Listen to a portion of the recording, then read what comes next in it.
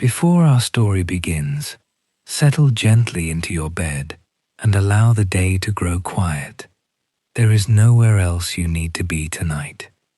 Let your shoulders soften, your breathing slow, and your thoughts drift without effort. Tonight, we travel to a small English town in the late 19th century, where autumn rain falls softly upon the rooftops. The shops are closing, gas lamps glow across the wet cobblestones, and behind a misted window, a warm fire burns beside a waiting pot of tea. You do not need to follow every detail.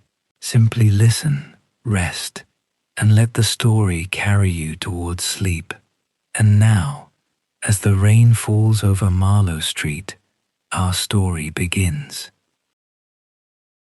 By the time Clara Hart reached Marlow Street, the rain had softened the little town into shades of brown, grey, and fading gold.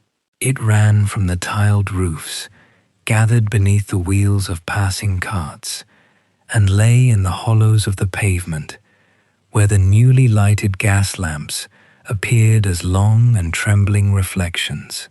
It was not yet quite evening, though the town had already begun to prepare for night. Shopkeepers were lowering their blinds. A grocer's boy carried an empty crate indoors, while farther down the street a baker leaned into the rain to rescue a chalkboard before the writing disappeared. Behind the upper windows, curtains were being drawn and fires stirred into life. Clara watched these quiet arrangements from the hired cab. One gloved hand rested upon the handle of the small valise beside her. Her larger trunk remained at the railway station and would be delivered the following morning.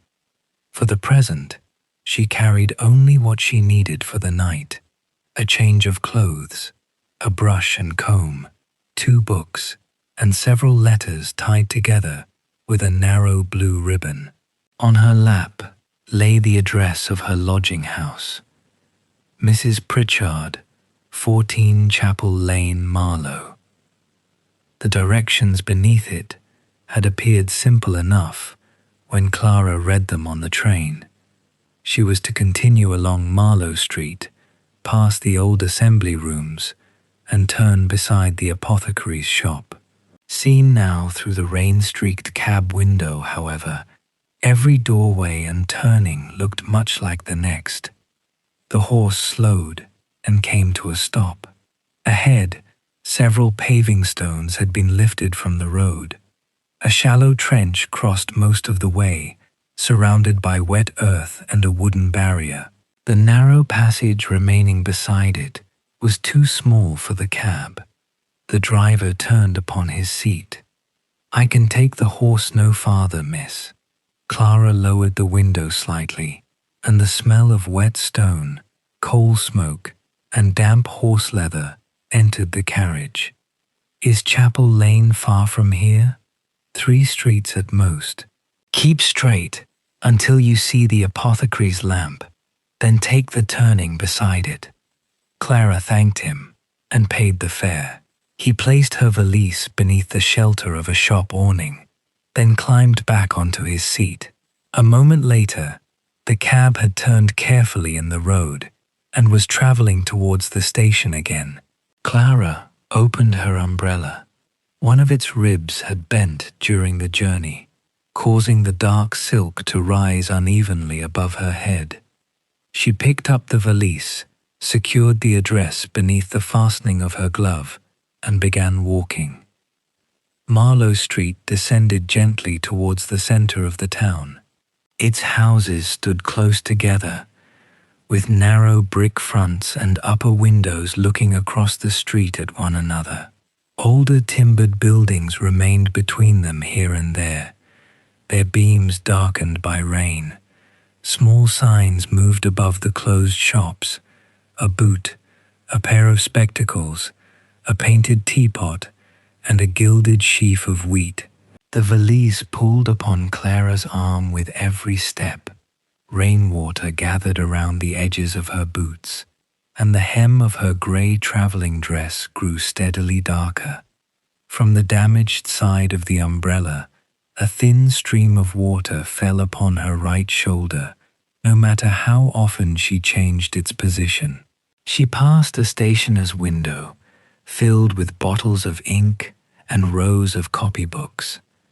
Next came a milliner's shop, where several pale bonnets floated in the shadows behind the glass. The clockmaker had already locked his door, although the clocks within continued their separate ticking. Clara searched for the assembly rooms, but two different buildings appeared equally likely to bear that name. One had a faded crest above its entrance, while the other possessed a wide doorway supported by stone pillars. She continued past both, and soon became uncertain whether she had missed the correct turning.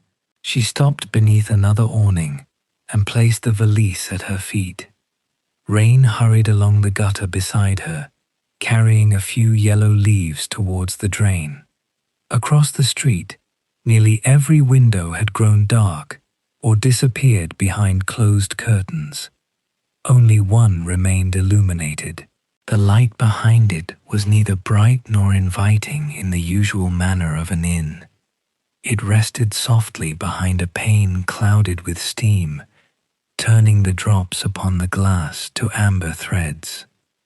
Through the mist, Clara could distinguish a round table, the pale curve of a teapot, and an oil lamp with a green shade. Several people were seated within, though little could be seen of them beyond a bent head, a dark sleeve, and two hands extended towards a fire. The narrow house had no painted sign above its door. It resembled the neighboring homes, except that its curtains remained partly open to the rainy street. A small card had been placed inside the window. Clara stepped nearer and read the words written upon it. Tea, while the rain continues. It was an unusual notice. It offered no hours of business and named no price. It suggested only that tea might be found there for as long as the weather required it. Clara looked along the street. Chapel Lane could not be very far away, and it would have been sensible to continue. Yet water had entered one of her boots. Her glove felt cold around the valise handle, and the rain showed no sign of passing. A gust moved between the buildings and sent the drops beneath her umbrella. At the same moment, someone inside the room placed another piece of coal upon the fire. The flames rose briefly, revealing red-brown curtains, a mantel clock, a row of plain teacups, and an empty chair near the hearth. Clara crossed the street. As she reached the house, the door opened and an elderly man stepped outside. He pulled his coat tightly around himself, nodded to Clara, and hurried away without opening an umbrella. A woman stood behind him, holding the door. She appeared to be near 60, with dark hair touched by silver and arranged plainly beneath a small lace cap. Her black dress was softened at the throat by an old white collar. She looked first at Clara's wet umbrella, then at the valise in her hand, but asked no question about either. "If you are waiting for the rain to lessen," she said, "you may wait more comfortably indoors." Clara glanced once towards the unfamiliar street.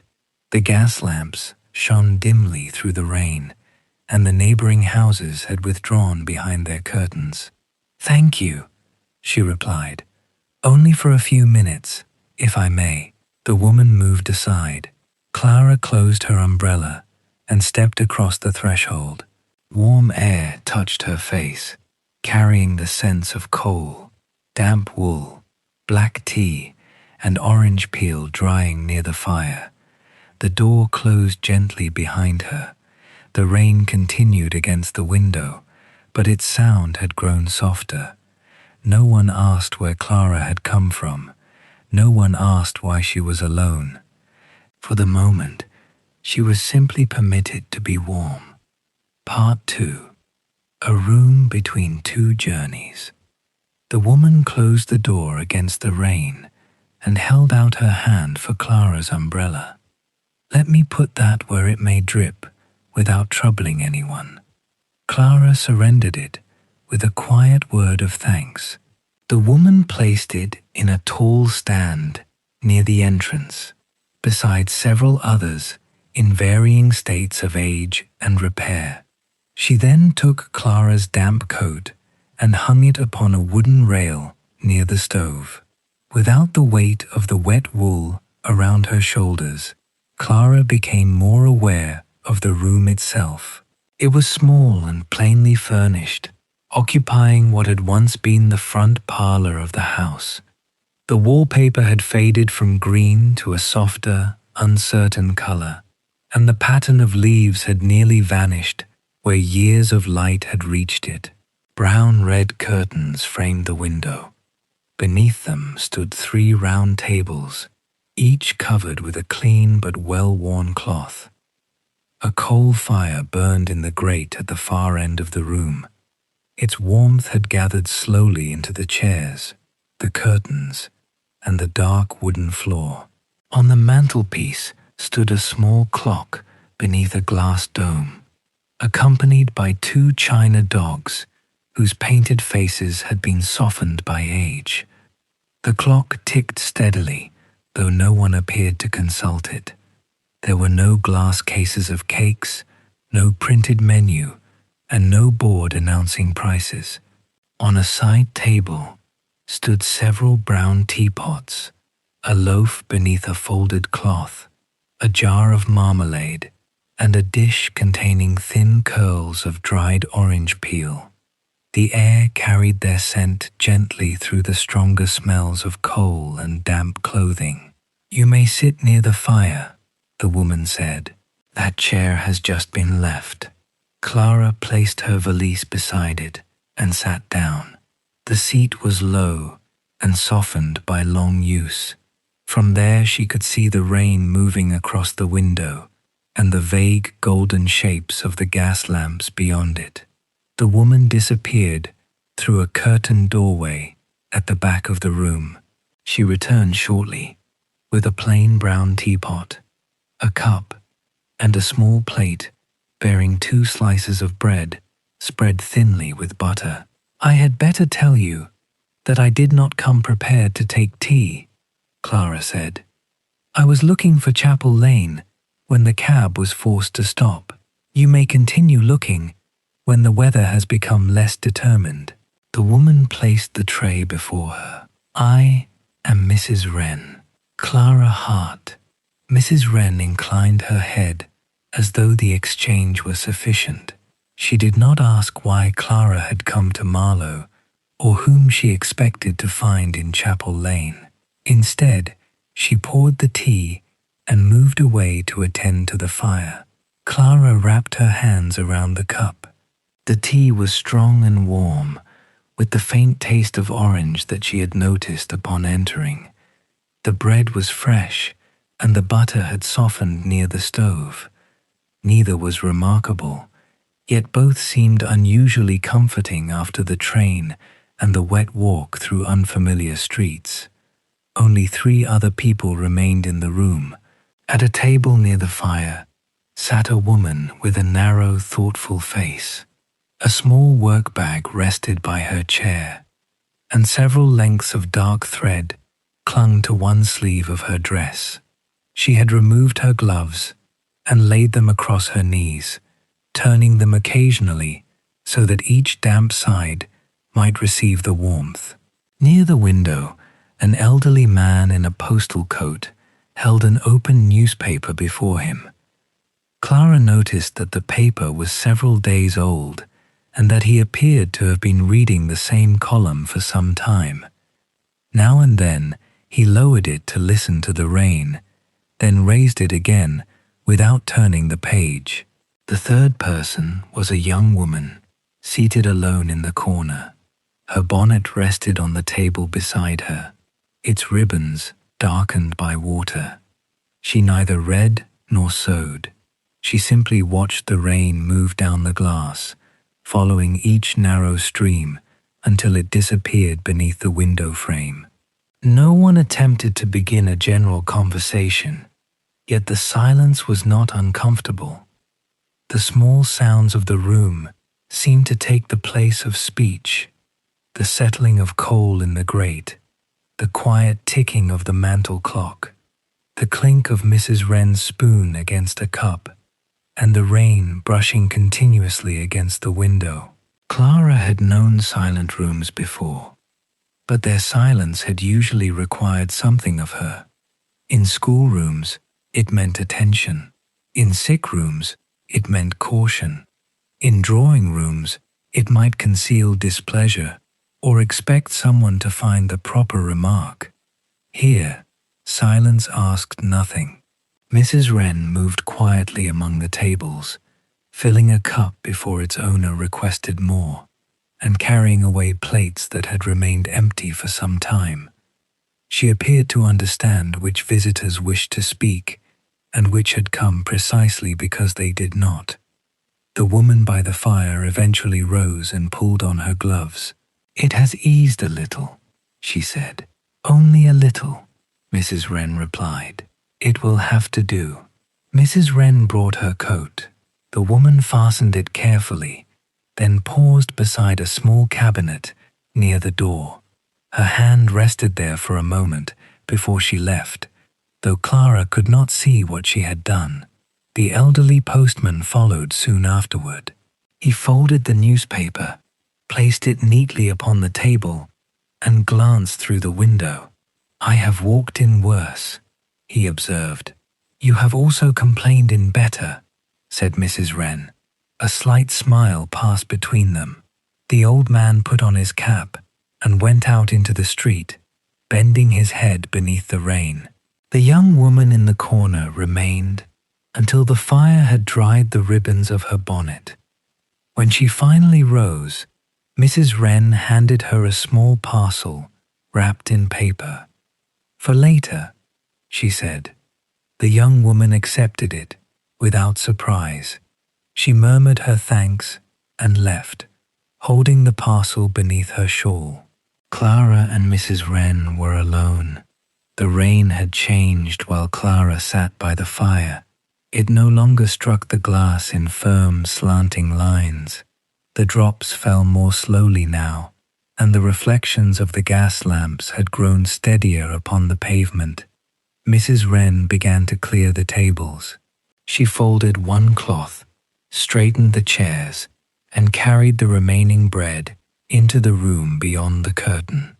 Her movements were unhurried, but they possessed the quiet order of a familiar conclusion. Clara looked towards the card in the window. "Are you closing? The rain is nearly finished."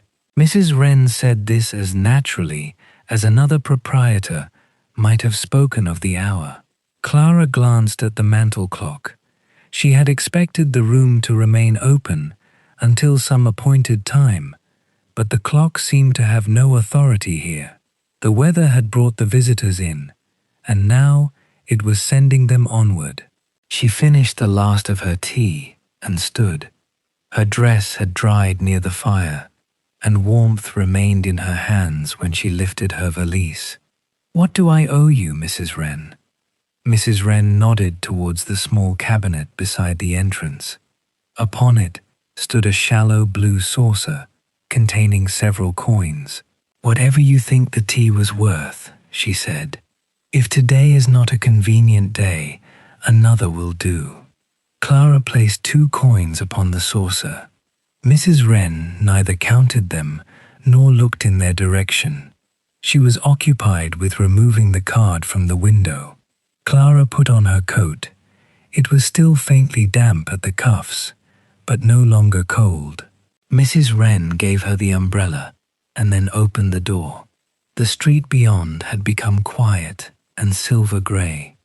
Water still dripped from the eaves, though the rain itself had diminished to a fine mist. "Chapel Lane?" Mrs. Wren asked. "Yes, number 14. Continue to the apothecary's green lamp and turn beside it." Mrs. Pritchard's house is the third after the chapel, not the fourth. The numbers are difficult to see after dark. Clara thanked her and stepped outside. When she looked back, Mrs. Wren had already begun drawing the curtains. The warm room narrowed to a single band of light and then disappeared. The rain had almost passed. It was time for Clara to continue her journey. During Clara's first days in Marlow, the weather became unexpectedly clear. The rain that had followed her from the railway station passed during the night, leaving the roofs shining beneath a pale autumn sky. By morning, only the gutters and the darker patches between the paving stones showed how heavily it had fallen. From the window of her room at number 14, Chapel Lane, Clara could see the upper branches of 2 chestnut trees behind the chapel wall. Their wet leaves caught the early light whenever the wind moved them. Beyond the roofs, the school bell sounded shortly before 8, reminding her that she was no longer traveling towards a new life, but had already entered it. Her room in Mrs. Pritchard's house was small but orderly. It contained a narrow bed, a washstand, a chest of drawers, and a writing table placed beneath the window. The wallpaper had faded around the frame of a picture that was no longer there.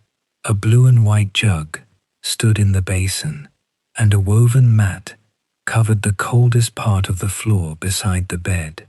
Mrs. Pritchard was a practical woman who spoke most freely at breakfast. On Clara's first morning, she explained which stair creaked, when hot water could be expected, and how long the kitchen fire remained lit after supper. She also confirmed that Clara's trunk would be collected from the station before noon. The school lay beyond the far end of Marlow Street, in a square brick building, with tall windows and an iron bell beside the entrance. Clara's first lessons were occupied with names, copybooks, and the careful arrangements of a classroom unfamiliar with her habits. The pupils observed her with quiet interest.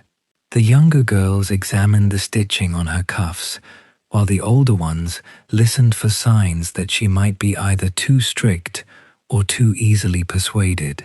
By the end of each day, Clara's thoughts were filled with handwriting exercises, reading passages, and the small difficulties of maintaining order among 20 pupils. She returned to Chapel Lane, tired but not unhappy, carrying books beneath one arm, and passing slowly through the streets she was beginning to recognize. Her route took her along Marlow Street each morning and afternoon. On the first clear day, she looked for the illuminated window, almost without intending to do so. The narrow house stood where she remembered it, between the clockmaker's shop and a private residence with green shutters. In daylight, it appeared even more ordinary. The curtains had been drawn completely across the front window, and the small card bearing the words "Tea, while the rain continues" was nowhere to be seen. Clara slowed as she passed. There was no sound within, and no movement behind the curtains. The door was closed, and nothing outside suggested that strangers had sat there together only 2 evenings before. The following afternoon was equally dry. Sunlight reached the upper windows, though the street below remained in cool shadow. Again, Mrs. Wren's curtains were closed. Clara began to wonder whether the room had been opened only by chance on the evening of her arrival. Perhaps Mrs. Wren had received several acquaintances and placed the card in the window as a private kindness to anyone caught in the storm. Yet the blue saucer, the orderly tables, and the ease with which each visitor had come and gone suggested a practice long understood by everyone except Clara. Several more days passed. The sky remained pale and still, and the room did not open. One evening, While Mrs. Pritchard poured tea after supper, Clara mentioned the house. "There is a room on Marlow Street," she began, "near the clockmaker's. Mrs. Wren lives there, I believe." Mrs. Pritchard looked up from the teapot. "Eliza Wren. Yes. I stopped there on the evening I arrived. She appeared to be serving tea, but the room has been closed ever since. The weather has been fine." Mrs. Pritchard spoke as though this explained everything. Clara waited, expecting her to add something more. When she did not, Clara asked, "Does Mrs. Wren open only when it rains?" "Only when it rains long enough." This distinction appeared to matter. Mrs. Pritchard replaced the lid of the teapot and settled into her chair.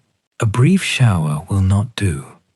Mrs. Wren does not light the fire merely because a few drops fall upon the pavement. But if the clouds have been hanging over the town since morning, or if the rain begins before dusk and shows no wish to leave, she opens the curtains and puts out the card." "Does she announce her hours anywhere?" "She has no hours to announce." Mrs. Pritchard spread marmalade upon a piece of toast with slow precision. "People know to look for the lamp. If the curtains are open, they may go in. When the rain passes, they finish their tea and continue home." Clara thought of Mrs. Wren removing the card from the window while the mantel clock continued to tick without being consulted. "It is an unusual way to keep a tea room. It is not precisely a business," Mrs. Pritchard said. "Mrs. Wren has never called it one. The front parlour belongs to her house, and she chooses to open it when the weather gives people reason to stop." Clara looked down at her cup.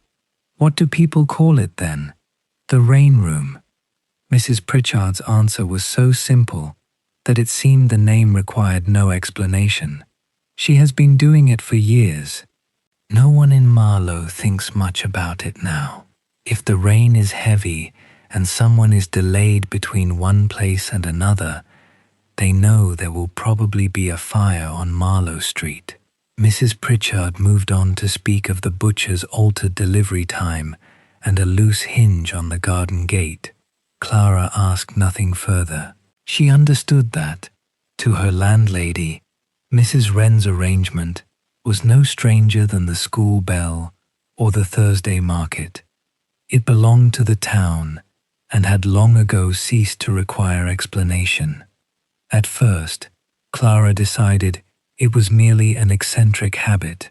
Mrs. Wren was a widow living alone in a house with a front room larger than she required. Perhaps she disliked the silence of wet afternoons. Perhaps serving tea gave order to hours that might otherwise pass too slowly. Explanation appeared reasonable, and Clara found no need to examine it more closely. Still, she continued to glance towards the house whenever she passed. On bright mornings, the drawn curtains seemed to belong to an ordinary private parlour. By afternoon, a narrow line of sunlight sometimes rested upon the doorstep. Once, Clara saw Mrs. Wren returning with a small basket on her arm. The older woman recognized her, nodded pleasantly, and unlocked the door, but made no suggestion that Clara should enter. Without rain, the house remained simply Mrs. Wren's home. The clear weather continued through the end of Clara's first week. She grew more familiar with the school and learned which pupils required encouragement, which required firmer attention, and which became restless when the classroom grew too warm. She discovered a shorter path between Chapel Lane and the schoolyard. The stationer began to recognize her, and Mrs. Pritchard no longer needed to remind her where the breakfast cups were kept. Marlow was slowly becoming less unfamiliar, yet one afternoon, clouds gathered above the roofs while Clara was correcting exercises. The light in the classroom faded, and several girls turned towards the windows. A few drops touched the glass, widely spaced and uncertain. Clara found herself thinking immediately of the room on Marlow Street, the faded wallpaper, the brown-red curtains, and the smell of black tea with dried orange peel. She remembered how little conversation there had been, and how natural the silence had felt. The shower passed before the final school bell. When Clara walked home, the curtains of Mrs. Wren's house remained closed. The rain had not lasted long enough. She continued towards Chapel Lane, faintly disappointed, without knowing precisely why. It was not the tea she remembered most clearly, nor even the warmth of the fire. It was the quiet permission to remain somewhere between arriving and leaving, with no need to explain why she had not yet continued on her way. The next true rain had not yet come, but when it did, Clara knew she would look for the lamp. The next true rain came 3 days later. It began shortly after noon, first as a faint tapping against the school windows, then as a steady fall that darkened the brick walls and blurred the houses beyond the playground. By the time Clara dismissed her pupils, water was running from the roof in silver threads, and the narrow street outside had filled with umbrellas. Clara waited beneath the school entrance while the last of the girls were collected. She could have taken the shorter way back to Chapel Lane, but instead she turned towards Marlow Street. Mrs. Wren's curtains were open. The oil lamp had been placed in the window, and behind the misted glass, Clara could see the familiar brown teapots and the movement of firelight. The small card stood in its usual place. Tea, while the rain continues. Mrs. Wren recognized Clara when she entered, though she greeted her with no greater ceremony than before. She took the wet umbrella, placed it in the stand, and nodded towards a chair near the fire. "You remembered the lamp," she said. Clara removed her gloves. "I believe I have been waiting for it." Mrs. Wren brought tea without asking whether Clara wanted it. The cup was the same plain brown china, and the faint fragrance of dried orange rose with the steam. The narrow-faced woman Clara had seen on her first evening was seated at the next table. Her gloves again rested across her knees, and a dark work bag stood at her feet. This time, a strip of black crepe clung to one sleeve. Mrs. Wren introduced her simply as Miss Agnes Pike. Agnes was a seamstress whose room stood above the stationer's shop. Much of her work consisted of altering ordinary dresses, repairing cuffs, and making children's clothes, but she was also frequently asked to prepare mourning garments. On rainy afternoons, after delivering a black dress or a newly trimmed bonnet, she sometimes came to the rain room before returning upstairs to her needlework. She did not speak about the households she visited. She merely sat near the fire, warming her fingers around a cup until the marks left by the scissors had faded from them. Samuel Reed, the elderly postman, arrived a little later.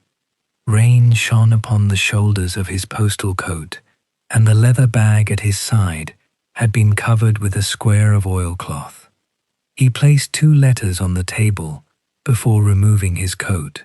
"Still no direction for either of them," he said. The envelopes were worn at the corners. One had been addressed to a woman who had left Marlow months earlier. The other bore a name no one in the street recognized. Samuel had already made every proper inquiry, yet he carried the letters with him as though another reading might reveal where they wished to go. Mrs. Wren did not ask why he had brought them. She moved the oil lamp nearer so that he might examine the faded writing and poured his tea. Across that rainy afternoon, little passed between the visitors beyond a few quiet remarks. Agnes mentioned that the river road would be muddy by evening. Samuel observed that the rain had begun in the west and would probably remain until dark. Clara spoke briefly of a pupil who had left her copybook at school. None of it was important, yet the room did not require importance. Its warmth gathered around unfinished tasks, delayed journeys, and thoughts that had nowhere else to rest. Clara returned during another rain the following week. On that occasion, a traveling salesman sat at the table nearest the door. A damp case of fabric samples stood beside his chair, and his hat had been placed upside down beneath the stove. He had missed the afternoon coach after an appointment lasted longer than expected. The next coach would not leave until morning, and the room he had taken at the inn would not be ready for another hour. He explained all this to Mrs. Wren when he entered, speaking with the embarrassed haste of a man who believed he must justify being temporarily without a destination. Mrs. Wren listened until he had finished. "Your coat will dry more quickly by the fire," she said. That was all. After receiving his tea, the salesman ceased explaining himself. He ate a slice of bread, watched the rain, and eventually opened his sample case to ensure that no water had reached the cloth. Before long, the tiredness in his face had softened. On a different afternoon, a young housemaid appeared shortly before 5. Her apron was hidden beneath a brown cloak, and the rain had loosened several strands of hair beneath her bonnet. She entered quickly, glancing at the mantel clock almost before the door had closed. "I have only 10 minutes, Mrs. Wren. Then you shall have 10 quiet ones." Mrs. Wren placed a cup near the fire. The girl sat with both hands around it, but drank very little. She closed her eyes once, only for a moment, while the warmth reached her damp sleeves. When the clock marked the quarter hour, she rose, thanked Mrs. Wren, and continued on her way. No one asked where she worked or what duties still awaited her. Clara gradually became familiar with these brief arrivals. Some visitors removed their coats and settled as though they had expected to remain for an hour. Others sat close to the door, keeping one glove on and listening for the rain to lessen. A few spoke as soon as they entered.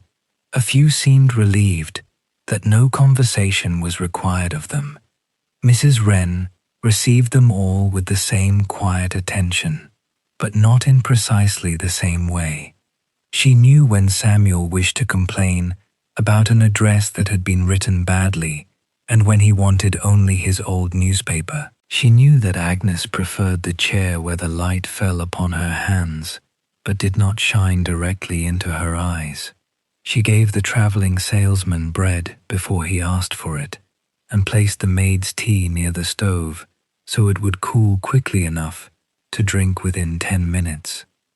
Clara sometimes wondered how Mrs. Wren understood so much without asking questions. Then she began to notice the small signs the older woman observed. A visitor who continued holding a wet parcel instead of setting it down, a pair of tired hands that did not immediately remove their gloves, or a glance towards the door that revealed someone could not remain long. Mrs. Wren never seemed to mistake silence for emptiness. She allowed it to mean weariness, worry, disappointment, or simply the wish not to speak. As the weeks passed, Clara no longer felt like a stranger when she entered. She learned where to leave her umbrella and which chair was warmest without standing too close to the grate. Mrs. Wren sometimes poured her tea before she had removed her coat. Agnes began to greet her with a nod, and Samuel occasionally left the older section of his newspaper upon her table. Yet Clara also understood that becoming familiar with the room did not give her the right to inquire into every life that passed through it. The visitors offered only what they wished to offer. Their stories remained incomplete, and the room made no attempt to finish them. It did not alter the letter Samuel could not deliver. It did not make Agnes's mourning dresses less necessary. The salesman still had to spend the night away from home, and the young maid still returned to the work waiting beyond the door. The rain room changed none of these things. It offered only a fire, a chair, and enough time for wet clothes to begin drying. Yet Clara saw that when the visitors rose, their burdens seemed to sit a little differently upon them. Nothing had disappeared. It had merely become light enough to carry through the remaining streets. When the rain weakened, Mrs. Wren removed the card from the window. Agnes drew on her gloves. Samuel folded his newspaper, and Clara fastened her coat. One by one, they returned to Marlow Street. The same lives awaited them beyond the door, but they went back to them warmer than they had arrived. By the middle of October, Clara had learned that the rain room possessed its own quiet order. Nothing in the room appeared to have been arranged for display. The chairs did not match. The wallpaper had faded unevenly above the fireplace, and several of the brown teacups bore thin, pale lines where the glaze had begun to crack. The tables stood where they could receive the warmth of the stove without crowding those who came in wearing wet coats. Umbrellas were left near the door. Damp gloves were spread upon the brass rail, and the bread was kept beneath a folded cloth beside the teapot. There was no printed list of prices, no slate hung upon the wall. No small card beside the cups announced what was owed for tea, bread, or a place near the fire. Mrs. Wren never carried a notebook from table to table, and Clara had never seen her mark down the number of cups she poured. At first, Clara assumed the arrangement was understood by those who had lived in Marlow longer than she had. Perhaps there was a fixed amount everyone knew to leave. Perhaps regular visitors settled their accounts at the end of each week. It seemed impolite to ask, and because Mrs. Wren never spoke of payment, Clara said nothing. Then, on a wet Thursday afternoon, she noticed the blue saucer. It rested on the narrow walnut cabinet beside the door, partly concealed by the umbrella stand.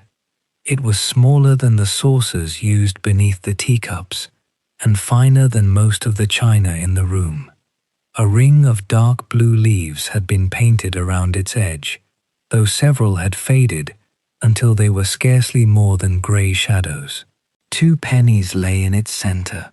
Clara might not have noticed it at all had Agnes Pike not paused there before leaving. The seamstress had finished her tea, warmed her gloves, and carefully brushed a few black threads from the front of her dress. When Mrs. Wren turned away to carry an empty cup into the kitchen, Agnes slipped a coin from her purse and laid it upon the saucer. She did so without calling attention to it. Mrs. Wren did not turn at the sound. A little later, Samuel Reed placed something there as well. The old postman searched one coat pocket, then another, found a penny, and set it beside Agnes's coin. Mrs. Wren was standing close enough to have seen him, but she occupied herself with folding a damp cloth until he had taken his hat and moved away from the cabinet. Clara understood then that the saucer was where the visitors paid.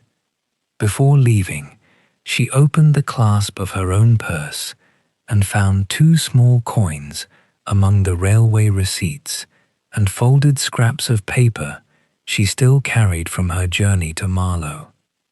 She placed 1 penny in the saucer and hesitated over the second. She did not know whether one was sufficient, yet leaving both might suggest that she considered the room a charity. Mrs. Wren was trimming the lamp wick near the window and appeared not to notice. Clara left 1 penny beside the others. Outside, the rain had thinned to a cold mist. She walked back to Chapel Lane, thinking of the blue saucer and wondering why such a simple matter had been allowed to trouble her. Still, she felt slightly uneasy that she might have left too little. The next time the rain room opened, Clara watched more carefully. A woman carrying a market basket left a halfpenny before fastening her cloak. A man who had eaten 2 pieces of bread placed several coins upon the saucer. Agnes Pike paid as she had before, with the same discreet movement of her gloved hand. But not everyone left money. A young mother came in with a child whose boots had filled with water. Mrs. Wren removed the boy's socks, wrapped his feet in a warmed towel, and gave him a little milk diluted with hot water. His mother drank 1 cup of tea while watching the rain and left as soon as the shower weakened. At the cabinet, she paused. Her hand went towards the pocket of her dress, but she did not draw anything out. For a moment, she looked down at the blue saucer. Then she lifted her son's damp boots, thanked Mrs. Wren, and went into the street. Mrs. Wren did not glance at the coins after the door closed. Later that same afternoon, an elderly man entered, carrying a bundle of repaired tools. He sat near the stove, long enough to dry his coat, and accepted tea, but no bread. When he left, he passed the cabinet without pausing. Again, Mrs. Wren said nothing. Clara began to see that the saucer did not operate as an ordinary till. It remained near the door, visible but never presented. Those who knew its purpose might leave what they chose. Those who could not leave anything were permitted to depart without explanation. Mrs. Wren never counted the coins while visitors remained in the room. If the saucer grew full, she carried it into the kitchen only after the last coat had been taken from its peg and the card removed from the window. There were no accounts to sign and no names written beside unpaid cups. This seemed to Clara both generous and dangerously uncertain. For most of her adult life, she had lived in households governed by careful arrangements. During her years as a governess, every expense had been recorded, even when no one spoke openly about money. Her salary had arrived on fixed dates. The school now paid her at the end of each month. Mrs. Pritchard expected the rent for her room every Saturday morning and entered it in a narrow book kept in the dining room drawer. Such arrangements were not unkind. They allowed everyone to understand what was expected and prevented small obligations from becoming sources of embarrassment. The blue saucer appeared to depend upon something less exact. On another rainy evening, Clara saw how uncertain it could be. The rain had begun before the end of lessons and grown heavier as darkness approached. Water struck the windows with a force that silenced even the most restless pupils. By the time Clara reached Marlow Street, the gutters were overflowing, and the rain room had filled with people waiting for the worst of the weather to pass. Mrs. Wren placed an extra chair near the stove and moved the breadboard to the mantelpiece to make room. Agnes sat beneath the lamp, with a parcel of finished sewing upon her knees. Samuel Reed had arrived, with his postal bag wrapped twice in oilcloth. Near the door sat a cart driver whose coat was dark with rain from shoulder to hem. He had come in only because the downpour made it impossible to continue. His horse had been taken beneath the covered yard behind the inn, and his empty cart stood against the curb, with water streaming from its wheels. The man spoke little. Mud had dried along the edges of his boots, and his hands were reddened by cold. Mrs. Wren gave him tea and a thick slice of bread. When he finished, she poured him another cup without asking whether he could pay for it. The storm lasted nearly an hour. When the rain finally softened, the driver rose quickly. He thanked Mrs. Wren, put on his still damp coat, and stood for a moment beside the cabinet. Clara saw him look towards the saucer. Only one coin remained there. The man searched one pocket and then another. His expression did not change, but the movement of his hands became slower. At last, he fastened his coat and left without placing anything beside the coin. Mrs. Wren was close to the fireplace, rearranging the wet towels. She did not turn around. After the driver had gone, Clara looked towards the saucer. She wondered whether Mrs. Wren had deliberately kept her back to the room so that he would not have to meet her eyes. Before leaving, Clara placed 2 pennies beside the one already there. She told herself that one was for her tea and the other for the bread she had eaten. Yet she knew that she had eaten only a thin slice, and that, on previous days, 1 penny had been sufficient. Mrs. Wren carried Clara's cup to the tray. "You need not pay for another person," she said quietly. Clara felt warmth rise to her face. She had not realized that her gesture had been noticed. "I was not certain what I owed. 1 penny is quite enough." Clara looked towards the cabinet. "Does everyone know that? They know they may leave what they can." Mrs. Wren did not sound offended. She folded the cloth over the remaining bread and waited while Clara fastened her gloves. Clara hesitated. "Do you never worry that someone might take advantage of it?" For a moment, only the rain answered. It was still falling, though lightly now, tapping against the window and dripping from the edge of the roof. Mrs. Wren looked at the blue saucer. "Most people wish to pay their share," she said, "but not everyone can pay it on the same day they need help." Her voice carried no particular sadness and no pride. She spoke as though describing the weather or the amount of coal required to keep a fire through the afternoon. Clara glanced at the 3 coins. "But if they do not return, then perhaps they needed the tea more than I needed the penny." Mrs. Wren lifted the saucer and carried it into the kitchen. The conversation ended there. During the walk back to Chapel Lane, Clara considered the answer. She was not entirely persuaded by it. Tea leaves, bread, lamp oil, and coal all had to be bought. Kindness could not keep a stove burning unless someone paid for the fuel. Yet Mrs. Wren had not claimed otherwise. The blue saucer existed because the room required money. It simply did not demand that each person provide it at the moment they were coldest, wettest, or most uncertain of their welcome. The distinction stayed with Clara. For several days, no rain fell. The sky cleared, the paving stones dried, and the curtains on Mrs. Wren's front window remained closed. Clara returned to her lessons and gave little thought to the cart driver. The following Wednesday, the clouds gathered again. Rain began during the midday interval and continued through the afternoon, soft but steady. When Clara entered Marlow Street after school, Mrs. Wren's lamp was already burning behind the glass. Clara opened the door and found the room only half full. Agnes Pike had not yet arrived, and Samuel's usual chair remained empty.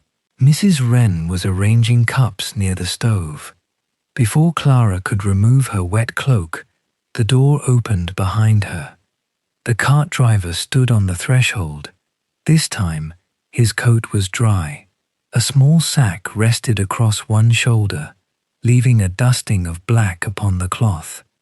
He carried it into the room, set it beside the coal box, and straightened. "From the yard near the canal," he said. "There was some spare, after the morning delivery." Mrs. Wren looked at the sack. It held far more coal than could have been bought with the price of 2 cups of tea and a piece of bread. "You may leave it there," she said. The driver nodded. He did not explain why he had returned, and Mrs. Wren did not remind him of the previous week.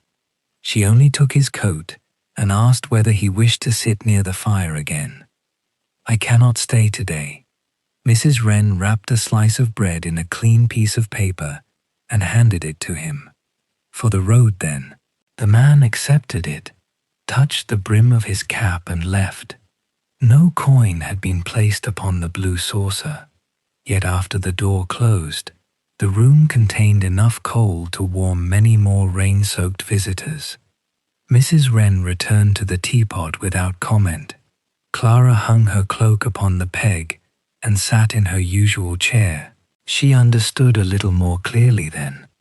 The rain room was not sustained by each cup being paid for before a person stepped back into the street. Its accounts were kept in no ledger because the exchanges did not always return in the same form. A penny might become tea. A cup of tea might return as coal. Bread might be answered with mended linen, dry kindling, a jar of preserved fruit, or nothing at all until some later season. Even the people who could offer no object sometimes repaid the room differently. Samuel brought news of road closures and collected letters for those unable to walk to the post office. Agnes once repaired the torn edge of a curtain while waiting for the rain to pass. A market woman left apple peelings for Mrs. Wren's neighbor's hens. The young mother returned on a clear morning and washed the outside window before the street had properly awakened. None of these things was requested. No one announced that a debt had been settled. The giving moved through Marlow quietly, often changing hands before it returned. What one visitor could not provide on a difficult afternoon might be supplied by another who remembered an earlier kindness. The balance was never exact, yet somehow the lamp received its oil, the cupboard held tea, and the coal box did not remain empty for long. Clara began to leave only 1 penny in the blue saucer. She no longer added another to cover the person beside her. To do so, she realized, would have been to assume that the person had failed to give. The room measured contribution across a longer distance than a single rainy day. Sometimes the saucer held several coins, sometimes only 1. Sometimes it remained empty until the curtains were closed. Mrs. Wren never looked concerned. When the rain stopped that evening, Clara helped gather the cups. Agnes had arrived late and left a small bundle of freshly hemmed cloths beside the sink. Samuel came only long enough to dry the shoulders of his coat and departed after placing a penny in the saucer. Mrs. Wren removed the card from the window. The lamp remained lit while Clara buttoned her coat. Beside the stove, the new coal burned with a low, steady glow. It had not been bought from the coins in the saucer. It had come back by another road. After Clara had understood the purpose of the blue saucer, she began to notice another arrangement in the rain room that seemed to follow a rule of its own.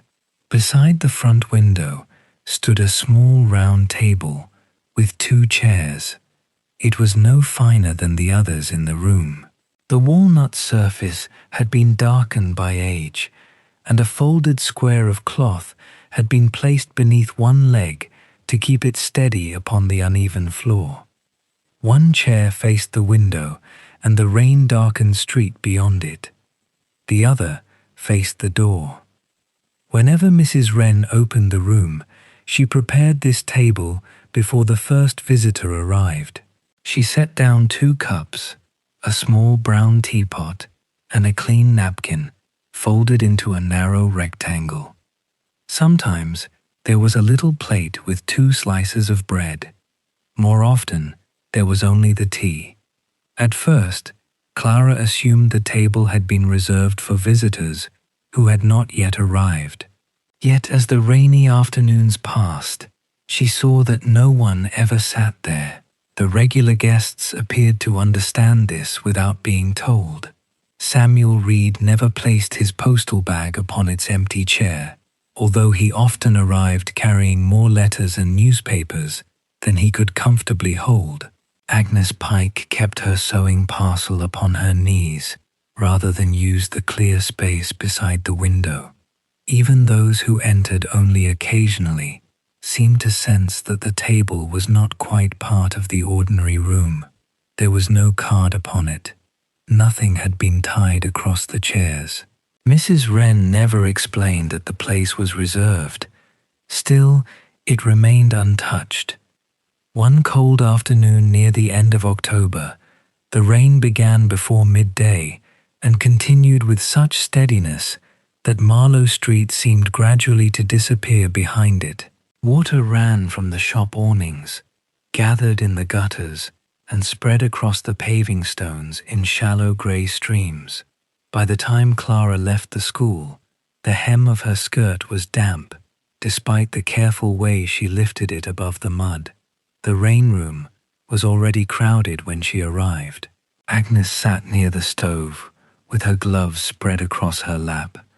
Samuel had taken his customary chair beneath the mantel clock and was reading an old newspaper through spectacles clouded by the warmth. 2 market women shared the table beside the cabinet, their baskets tucked beneath their skirts. A young clerk stood near the door, holding his wet hat, because every ordinary chair had been taken. The table by the window remained empty. Its 2 cups waited beneath the lamp. A thin thread of steam still rose from the little teapot. Clara expected Mrs. Wren to offer one of the vacant chairs to the clerk.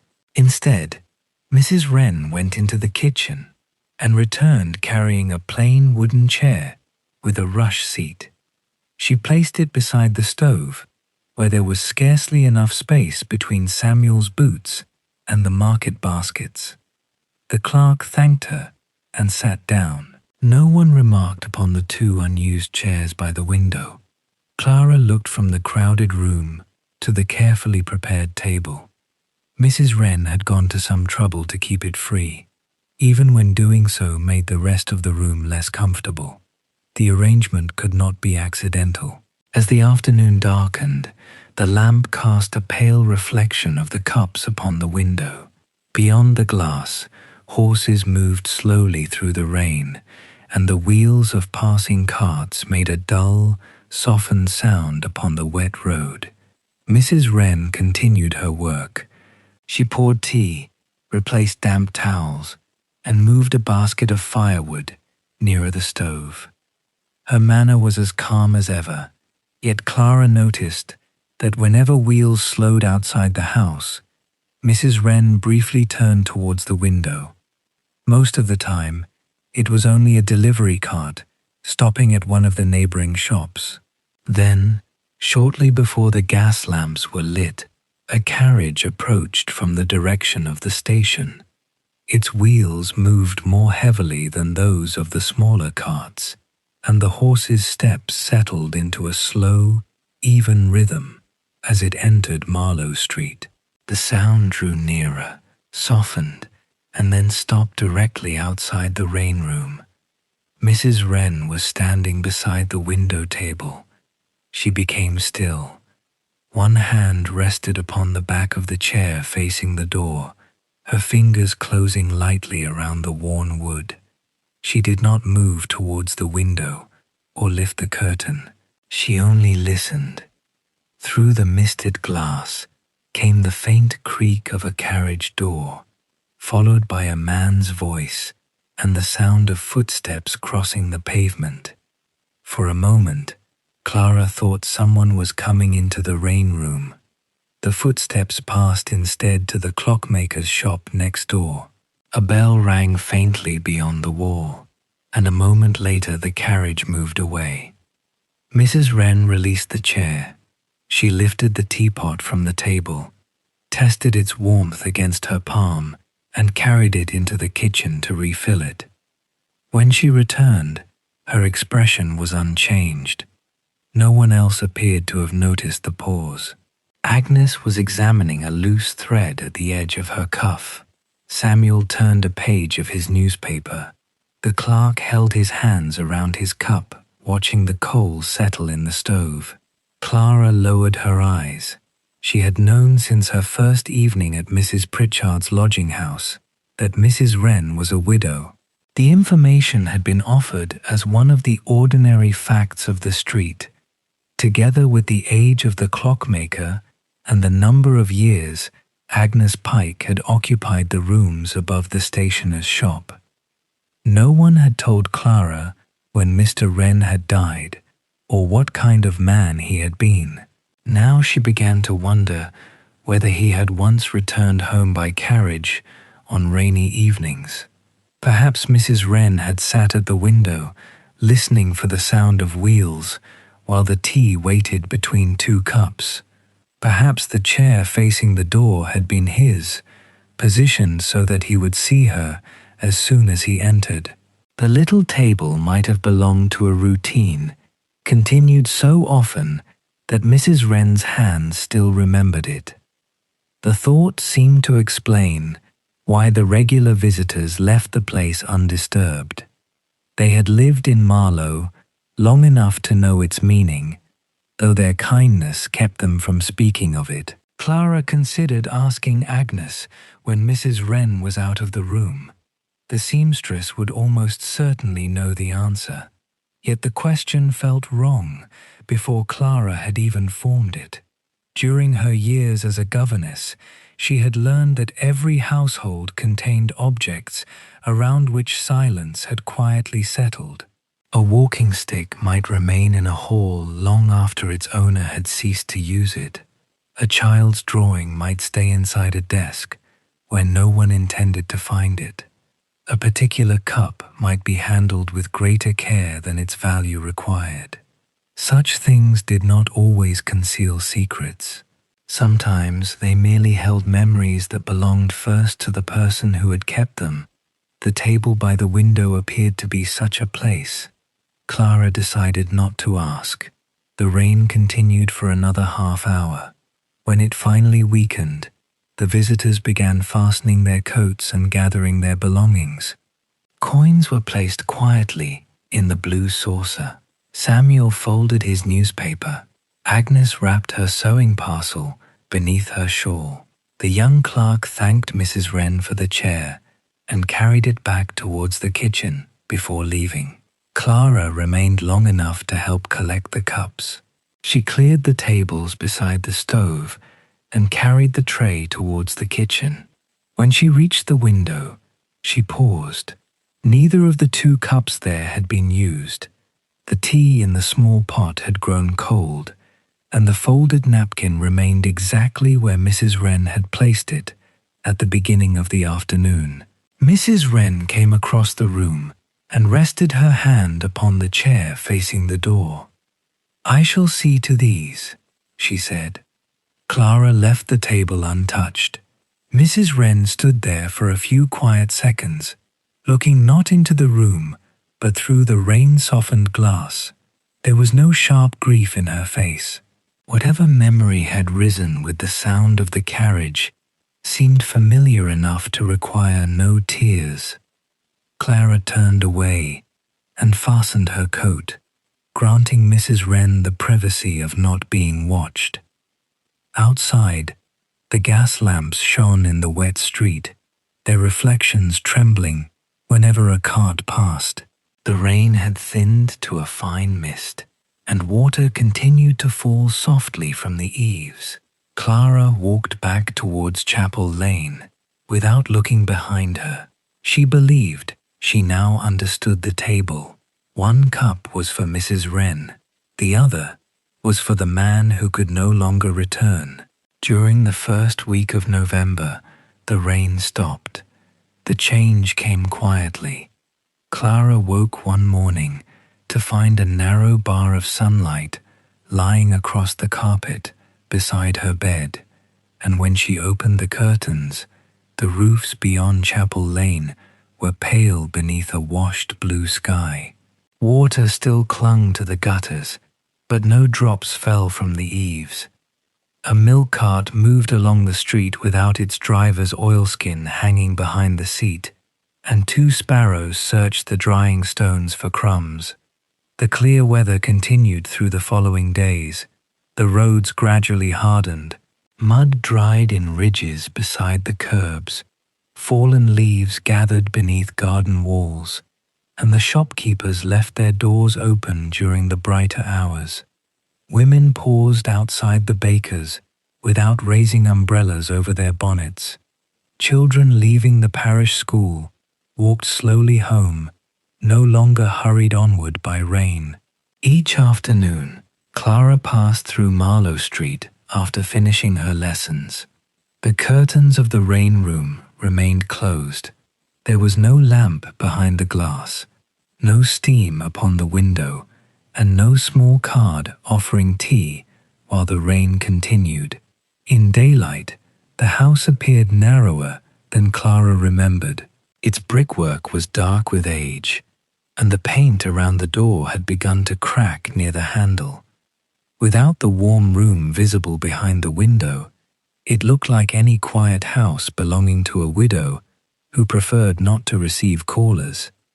Clara had known that the rain room opened only in wet weather, yet she had not expected to miss it. At Mrs. Pritchard's lodging house, there was always tea in the evening and a steady fire in the parlour. The room was comfortable enough. Still, Clara sometimes found herself listening for the low murmur of Samuel Reed behind his newspaper, the soft movement of Agnes Pike's sewing, and the mantel clock marking time above Mrs. Wren's stove. She missed the room's particular kind of silence. It was not the silence of being alone. It was the silence of several people resting together without requiring anything from one another. On the 8th dry day, Clara left the school earlier than usual. The final class had been dismissed before 3 because the headmistress was meeting a supplier about new copybooks, and Clara decided to walk through the market before returning to Chapel Lane. The market square still held the pale afternoon light. Canvas awnings stretched above the stalls, their edges moving gently in the cold breeze. Baskets of late apples stood beside turnips, cabbages, and small brown onions. A poultry seller had nearly finished packing his crates, while farther along the square, a woman arranged lengths of ribbon beneath a sheet of glass to protect them from dust. Clara stopped at a stationer's stall to buy 2 pencils for her youngest pupils. When she turned away, she saw Mrs. Wren standing beside a grocer's counter. For a moment, Clara almost failed to recognize her. In the rain room, Mrs. Wren was always surrounded by familiar objects: the brown-red curtains, the blue saucer, the dark teapot, and the stove with its steady fire.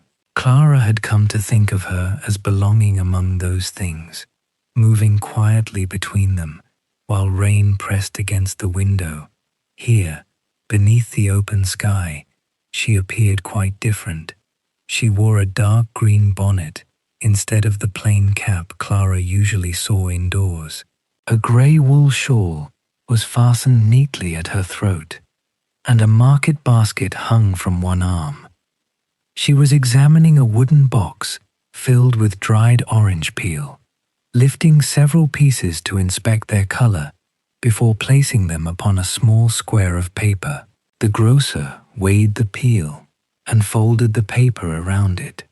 Mrs. Wren then asked for cinnamon, and watched as he broke 2 long pieces from a bundle tied with string. "These are a little stronger than the last," the grocer said. "Then I shall use less," Mrs. Wren replied. Beside the parcel of cinnamon lay a bundle of plain candles and several lengths of clean white cloth, intended for drying tables and cups.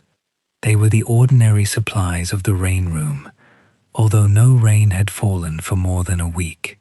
Mrs. Wren was preparing for weather that had not yet returned. Clara considered passing without interrupting her, but Mrs. Wren looked up and saw her. "Miss Hart." "Good afternoon, Mrs. Wren." Mrs. Wren glanced at the pencils in Clara's hand. "For the school?" "For 2 girls who have worn theirs almost to the wood." The grocer placed the parcels in Mrs. Wren's basket. She thanked him, paid, and moved away from the stall, with Clara beside her. They walked slowly along the market row. Mrs. Wren did not seem hurried. She stopped to exchange a few words with the baker about the price of flour, and asked a flower seller whether the early frost had damaged her remaining chrysanthemums. At another stall, she selected a small jar of honey, turning it towards the light before adding it to her basket. Clara had never imagined Mrs. Wren shopping anywhere except for tea, bread, and the things required to keep the stove alight. Yet the older woman appeared to know nearly every seller in the square.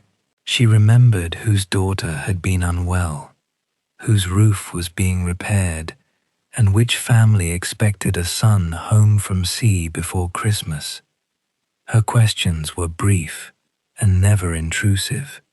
She listened to each answer, offered no unnecessary advice, and moved on when the exchange had reached its natural end.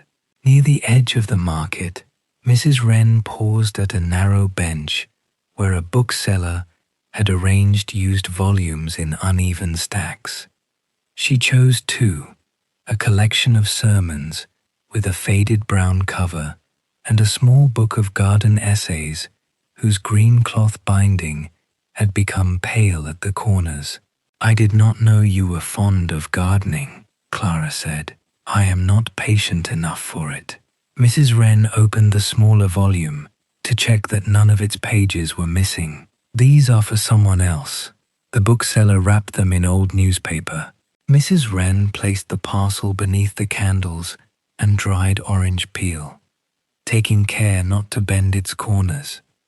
They left the square by a lane behind the chapel.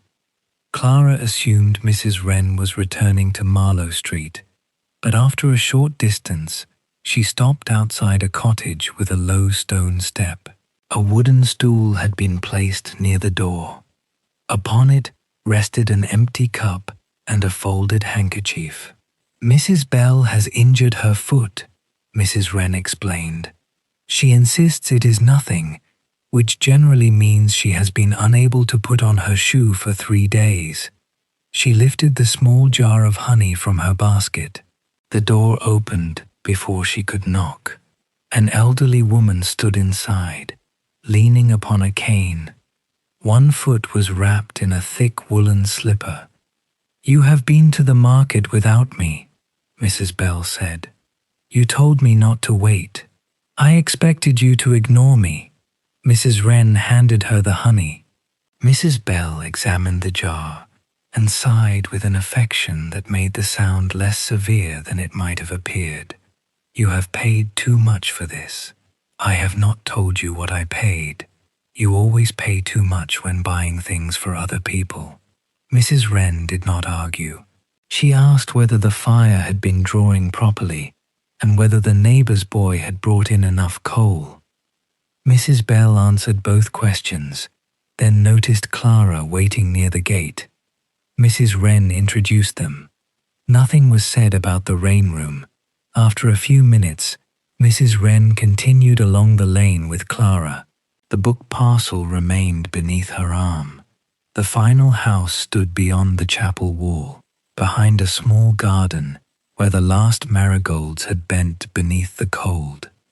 Mrs. Wren entered through the gate and placed the books inside a covered basket beside the door. "For Miss Halloway," she said. "Her eyesight is not strong enough for sewing now, so her niece reads to her in the evenings." She did not knock. Perhaps the visit had been arranged in advance, or perhaps Mrs. Wren knew that the older woman would be resting at that hour and had no wish to disturb her. When they returned to the lane, Clara looked at the contents remaining in Mrs. Wren's basket. There were only the candles, the orange peel, the cinnamon, and the folded cloths. Everything else had been carried for someone along the way.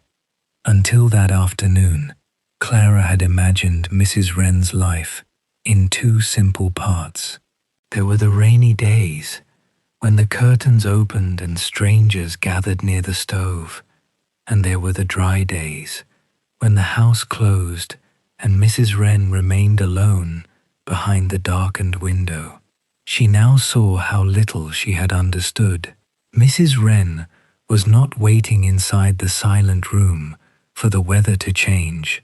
She walked to the market, called upon neighbors, and remembered which books an old woman might like to hear beside the fire.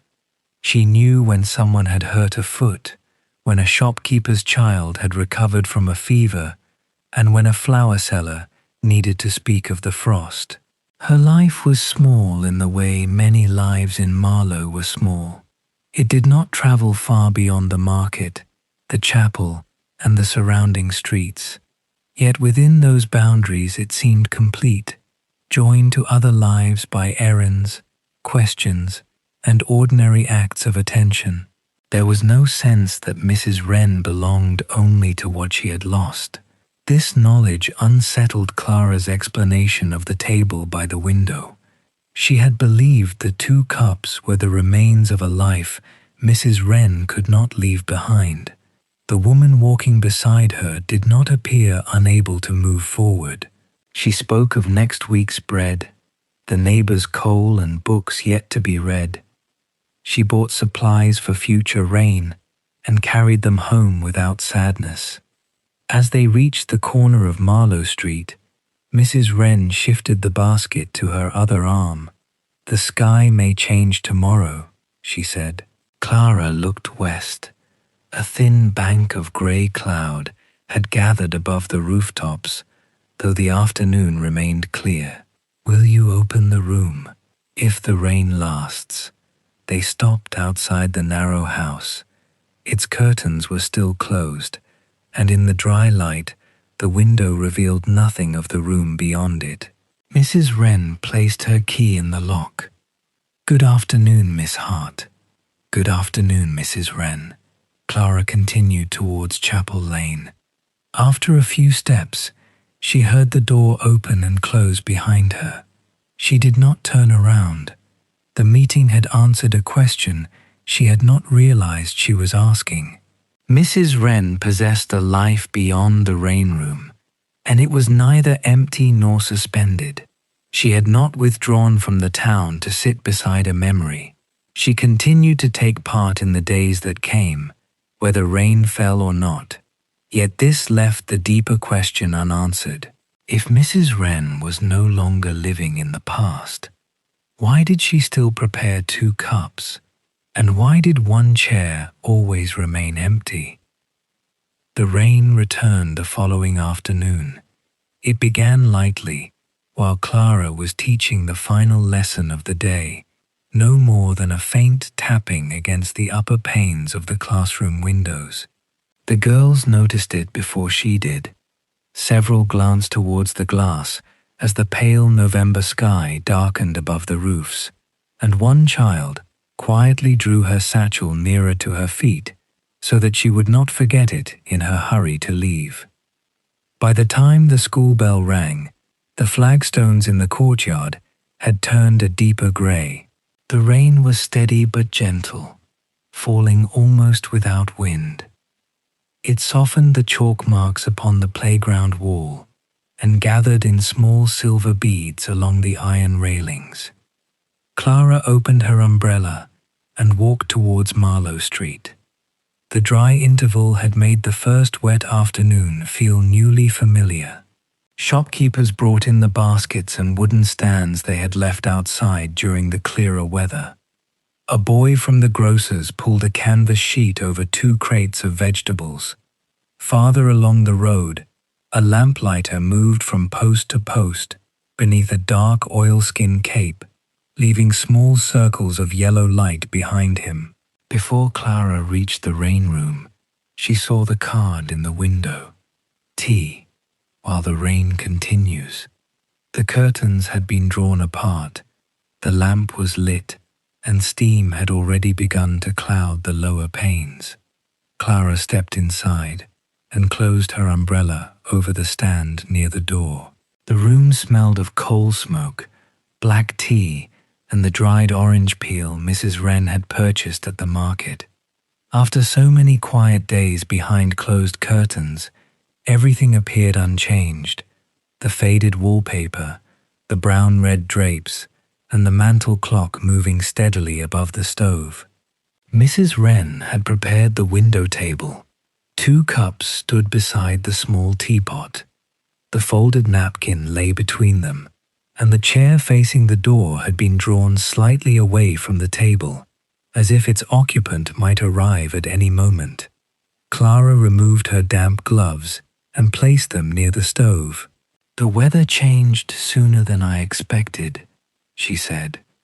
Mrs. Wren took Clara's coat and hung it upon a peg near the entrance. "It often does in November." She brought Clara a cup without asking whether she wanted one. Clara accepted it and sat in her usual place. Only Samuel Reed had arrived before her.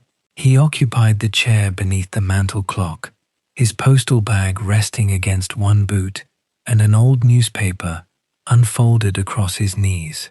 The rain had darkened the shoulders of his coat, and several drops remained caught in his white side whiskers. Agnes Pike's chair was still empty.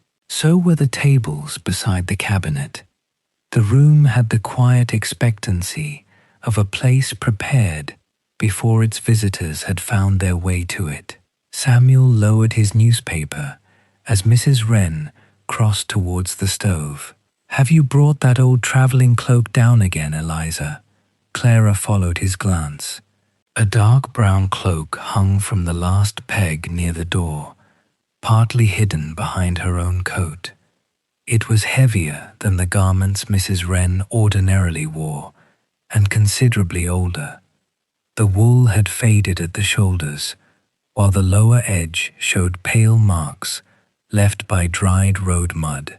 A short cape covered the upper part, and one of the horn fastenings had been replaced with a plain wooden button. Mrs. Wren looked towards it. "The draught has returned beneath the passage door," she said.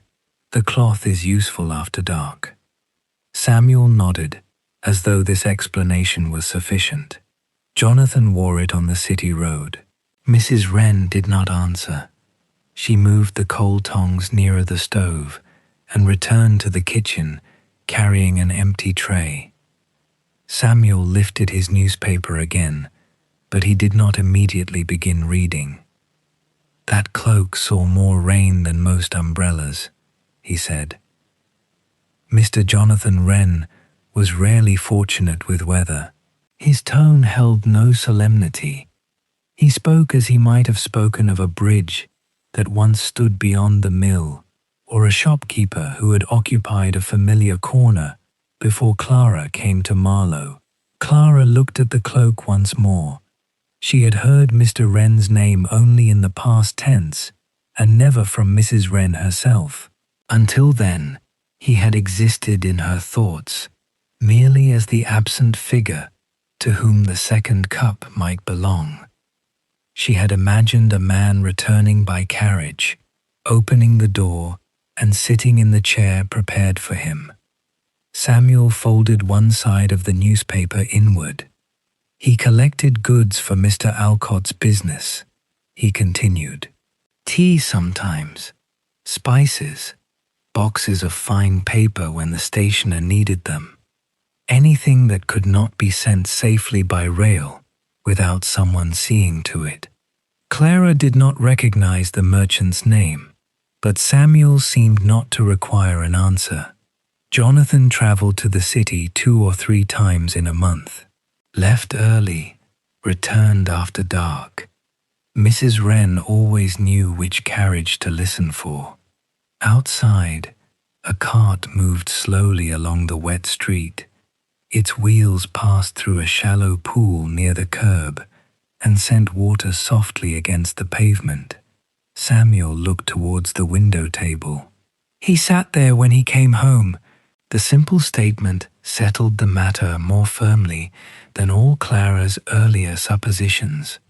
The chair facing the door had indeed belonged to Jonathan Wren. The tea had once been prepared for a living man whose boots carried mud from the road and whose cloak dried near the stove.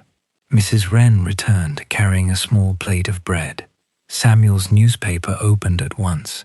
He raised it high enough to cover most of his face, and nothing further was said while she placed the plate upon Clara's table. If Mrs. Wren had heard him, she gave no sign. The rain continued. Agnes arrived soon afterwards, carrying a parcel wrapped inside her shawl. Then came a young clerk from the stationer's, and an elderly man whose spectacles were so heavily spotted with water that Mrs. Wren gave him a cloth before she gave him tea. The ordinary stillness of the room gathered around them. Cups touched saucers. Wet gloves slowly dried. The mantel clock moved through the half hour. Samuel appeared to have finished speaking of Jonathan. Clara did not question him. She understood that any direct inquiry might turn a few remembered details into a story that belonged less comfortably in the room. Samuel had mentioned the past because the old cloak had brought it to mind. When his recollection ended, he returned to his newspaper. Near dusk, however, the fire settled low, and Mrs. Wren went into the passage to fetch coal. As the door closed behind her, Samuel glanced again at the travelling cloak. "He did not come back from the last journey," he said. Clara's hands remained around her cup. Samuel kept his eyes upon the newspaper. He became ill in the city. There had been fever in the district that autumn, though no one here knew it at the time. He stayed at a lodging house rather than attempt the road home. The room seemed quieter, although the others continued with what they had been doing. Agnes threaded a needle beneath the lamp. The clerk watched rain gather at the bottom of the window. No one looked towards Samuel. Mrs. Wren was told he needed rest, he continued. Then another letter came. He paused, searching perhaps for a date or some less painful arrangement of facts. At last, he folded the corner of the newspaper between 2 fingers. He died before she could reach him. There was no dramatic change in Samuel's voice. The words were worn smooth by years of being known. This had not been a secret in Marlow. It was part of the town's remembered life, like the winter the river froze, or the year the chapel roof was replaced. Mrs. Wren returned with the coal scuttle. Samuel turned a page.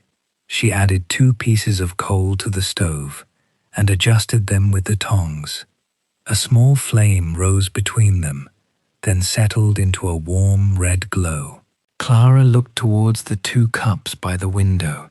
She could now imagine the final afternoon more clearly than she wished to. Rain upon the glass, the travelling cloak absent from its peg, Mrs. Wren listening for wheels from the station while the tea slowly cooled between 2 empty chairs. When Mrs. Wren went back to the kitchen, Samuel spoke once more. It was raining when the letter came. Clara waited. "I brought it myself," he said. "I was younger then, though not young enough to mistake bad news when I saw it written upon an envelope." His hand moved towards the postal bag beside his boot. She read it in the passage. Afterwards, she thanked me and closed the door. Samuel stopped there. For several moments, only the fire and the rain could be heard. Clara thought he would say no more. Then he looked towards the old cloak, though he seemed to be seeing the peg as it had appeared many years earlier. The lamp remained lit until morning. Clara's gaze moved to the small oil lamp beside the window. Its flame was steady behind the glass chimney. Mrs. Pike saw it when she went to the bakery before dawn, Samuel continued. 2 cups were still upon the table. Eliza had made the tea before my letter arrived. He straightened the newspaper across his knees. People remember such things in a street like this. Mrs. Wren returned, and the conversation ended without any visible agreement that it should do so. Samuel began reading an account of a council meeting held several months earlier. Agnes asked for another cup. Mrs. Wren cut the bread into smaller pieces and placed them near the stove. No one explained Jonathan Wren's death again. Clara watched Mrs. Wren move through the room. There was nothing in her manner to suggest that Samuel's recollection had reopened an old wound. She lifted cups, replenished the teapot, and turned the lamp wick slightly lower when it began to smoke. When a little rainwater entered beneath the door, she wiped it away with one of the clean cloths she had purchased at the market. Her life had continued, yet the window table remained prepared, exactly as it had been on the afternoon when the news arrived. Clara believed she now understood why. The 2 cups had begun as part of an ordinary marriage. They had waited through Jonathan's journeys and welcomed him home from the wet road. On the last evening, they had remained untouched because Mrs. Wren could not yet accept that there would be no returning footsteps, no damp coat placed upon the peg, and no voice asking whether the tea was still warm. What Clara had taken for a private habit was the remnant of that final wait. As the rain weakened, the visitors began to leave. Agnes folded her sewing beneath her shawl. The clerk placed a coin in the blue saucer. Samuel rose carefully, fastened his coat, and lifted the postal bag over one shoulder. Before stepping outside, he touched the edge of the old traveling cloak. "Still useful," he said. Mrs. Wren looked at it. Yes. Samuel nodded and went into the rain. Clara stayed long enough to carry the used cups towards the kitchen. She did not approach the window table. The tea there had grown cold, but the 2 cups remained clean. Mrs. Wren took the small teapot away and extinguished the lamp. She did not linger beside the chair or look into the street. Clara fastened her coat and stepped towards the door. At last, the table seemed to have surrendered its mystery. She knew who had once occupied the empty chair. She knew why Mrs. Wren listened when carriages slowed outside, and why 2 cups appeared whenever rain returned to Marlow Street. She believed she had reached the end of the explanation. She had understood how the waiting began. She had not yet understood what it had become. The heavy rain began shortly after noon and continued without pause, running from the roofs of Marlow Street and gathering along the curbs in dark, restless streams. By the time Clara left the school, the gas lamps had already been lit beneath the low grey sky, and most of the shops had drawn their awnings close against the wind. She turned towards the rain room and saw its lamp glowing faintly behind the rain-covered window. The small card had been placed against the glass. "Tea, while the rain continues." When Clara reached the door, She found Mrs. Wren kneeling beside the threshold with a folded cloth pressed beneath it. Water had begun to creep across the boards in a narrow line. The tables were still bare, the stove had not yet been lit, and several clean towels waited in a basket near the passage. Clara left her umbrella in the stand and removed her wet gloves. She gave Clara another cloth, and together they wiped the water from the floor and strengthened the barrier beneath the door. Whenever the wind drove the rain against the house, a little more water entered, but the folded towels kept it from reaching the tables. Once the boards were dry, Clara helped light the stove. Mrs. Wren arranged the coal while Clara carried the damp cloths towards the warmth and hung them where they could dry. Soon a quiet fire settled behind the iron grate, and the cold smell of rain was softened by the familiar scent of black tea and dried orange peel. They worked without hurry. Clara opened the curtains, wiped the tables and brought the cups from the kitchen cupboard. Mrs. Wren filled the kettle and measured the tea into the brown pot. Outside, the rain beat steadily against the window, but within the room the lamp was lit, the fire strengthened, and a little warmth began to gather around the waiting chairs. Clara placed the final cup upon its saucer and looked towards the table beside the window. As always, Mrs. Wren had prepared that table herself. 2 cups stood opposite one another, with the smaller teapot between them. Neither chair had been offered to the ordinary visitors who came in from the rain. After what Samuel had told her about Jonathan Wren, Clara believed she understood why. Mrs. Wren was spreading the clean towels nearer the stove when Clara asked whether the room had always opened on rainy days. No, Mrs. Wren replied, not at first. She adjusted one corner of a towel and watched the steam rising faintly from its wet edge. After my husband died, I often kept the house closed when it rained, but that only made the silence heavier. On clear days, there had been voices in the street, carts passing the window, and neighbors stopping outside the nearby shops. Rain changed everything. People hurried home, doors were closed, and Marlow Street emptied long before evening. Inside the narrow house, the sound of water filled the rooms and seemed to make every absence more noticeable. Mrs. Wren had continued to prepare tea out of habit.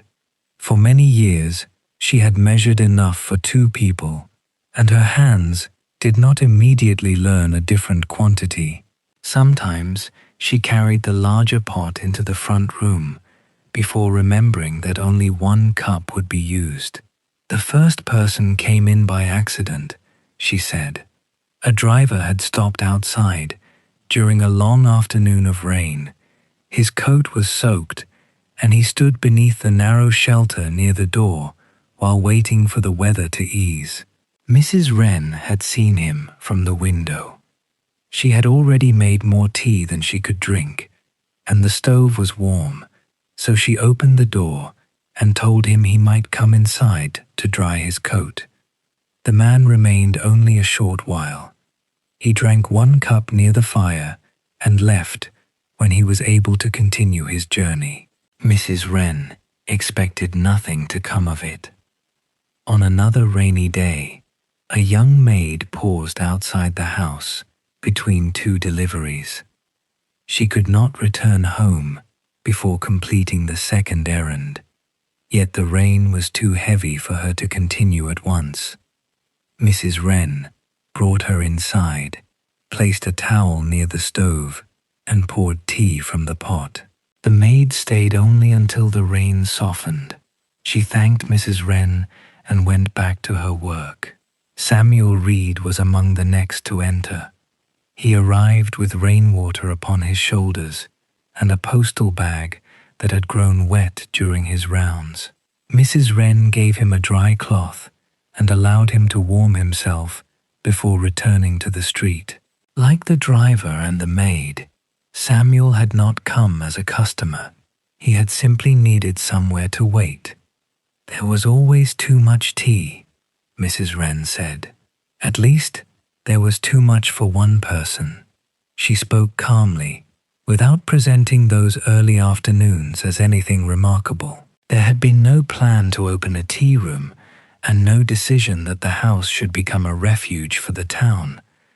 Mrs. Wren had merely noticed people standing outside in the rain and had possessed more warmth, more tea, and more empty chairs than she required alone. At first, those who entered did so uncertainly. Some remained near the door, afraid they might be intruding.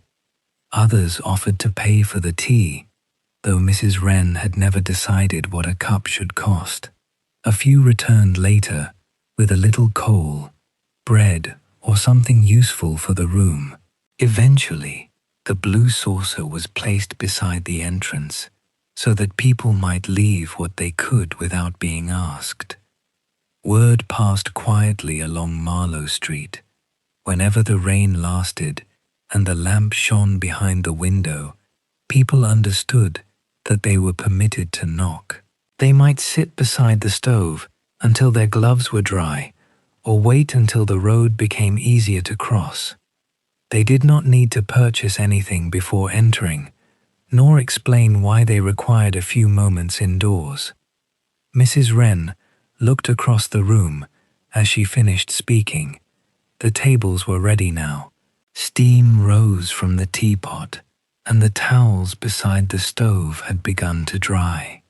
Beyond the window, the street remained blurred by rain. "I did not decide to turn anything into anything else," she said. "I only continued opening the door." Clara understood.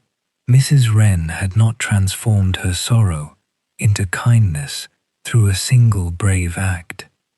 The change had happened too slowly for that. It had occurred through ordinary afternoons, through coats drying near the stove, and cups filled from a pot made too large for one person.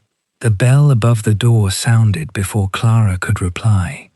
A visitor entered, carrying rain upon her cloak and looking uncertainly around the room. Clara took the wet garment from her and placed it near the stove, while Mrs. Wren poured the first cup of the afternoon. A few minutes later, another knock came, and then another. With each opening of the door, cold air and the sound of rain briefly entered before the room became warm and quiet again. Clara helped without being instructed. She carried cups, moved the drying towels, and replaced the cloth beneath the threshold when it became soaked. Mrs. Wren worked beside her with the same unhurried attention she had always given to those who arrived. No one spoke about how the rain room had begun. The people who entered needed only what it had become. As Clara refilled the brown teapot, she glanced towards the table beside the window. The 2 cups remained untouched, and the chair facing the door was still empty. She now understood how Mrs. Wren's waiting had gradually opened the house to others, yet she continued to believe that this one place had been kept apart. Outside, rain flowed along Marlow Street. Inside, the stove burned steadily, wet gloves dried, and tea passed quietly from one pair of hands to another. There had been no single moment when waiting ended and welcome began. Only one cup poured, then another. Since coming to Marlow, Clara had written regularly to the family whose children she had once taught. The letters were never very long. She described the schoolroom, the narrow streets near Chapel Lane, and the rain that seemed to arrive without warning from the low western hills. Sometimes she mentioned one of her pupils, or the sound of the chapel bell reaching her room in the morning. She did not write about loneliness, nor did she explain how strange it still felt to finish each day without hearing the footsteps of the children she had cared for over so many years. Their replies came less often, though they were always affectionate. The children sent short messages in the margins. Their mother asked whether Clara was comfortable in her new position, and their father occasionally added a sentence at the bottom of the page. Nothing in those letters suggested that she had been forgotten. For a long time, Clara kept them tied together in the drawer beside her bed. The family's house had never belonged to her, yet she had come to think of it as the place to which she might one day return. She remembered the morning room where lessons had been held, the staircase window that caught the afternoon sun, and the small chair beside the nursery fire where she had mended torn cuffs after the children were asleep. Even after leaving, some part of her had continued to imagine those rooms unchanged, waiting beyond the months she spent elsewhere. One afternoon, a letter arrived at the school. The envelope lay upon Clara's desk when the final lesson ended. She recognized the handwriting at once and placed it between the pages of her attendance book while the girls gathered their slates and fastened their cloaks. She waited until the schoolroom had emptied before breaking the seal. The letter began warmly. It spoke of the children, who were growing quickly, and thanked Clara for the books she had sent at Christmas. Then, in the same gentle and orderly hand, came the news that the family would soon be moving abroad. The decision had been made several weeks earlier. The house would be closed, most of the furniture stored or sold, and the children would continue their education with a new tutor after the journey. Their mother wrote that they hoped Clara would keep in touch and that they would always remember her years with them gratefully. There was no unkindness in any line. That was what made the letter difficult to hold. No one had dismissed her from their memory. No one had told her she was no longer welcome. Yet the house she had quietly preserved in her thoughts would soon belong to another family, or stand empty behind shuttered windows. The schoolroom would be cleared. The nursery chair would be taken away. Even if Clara returned to that town, there would be no familiar door at which she might knock. She read the letter a second time, though its meaning did not change. For years, she had cared for the children as though her place among them might become permanent if she performed every duty faithfully enough. She had known, of course, that they would grow older. She had understood that a governess belonged to a particular season in a household, and that the season could not last merely because she wished to remain useful. Still, she had carried the thought of their home with her to Marlow. It had been a quiet assurance, seldom examined. Somewhere behind her, there remained a place that knew the sound of her footsteps.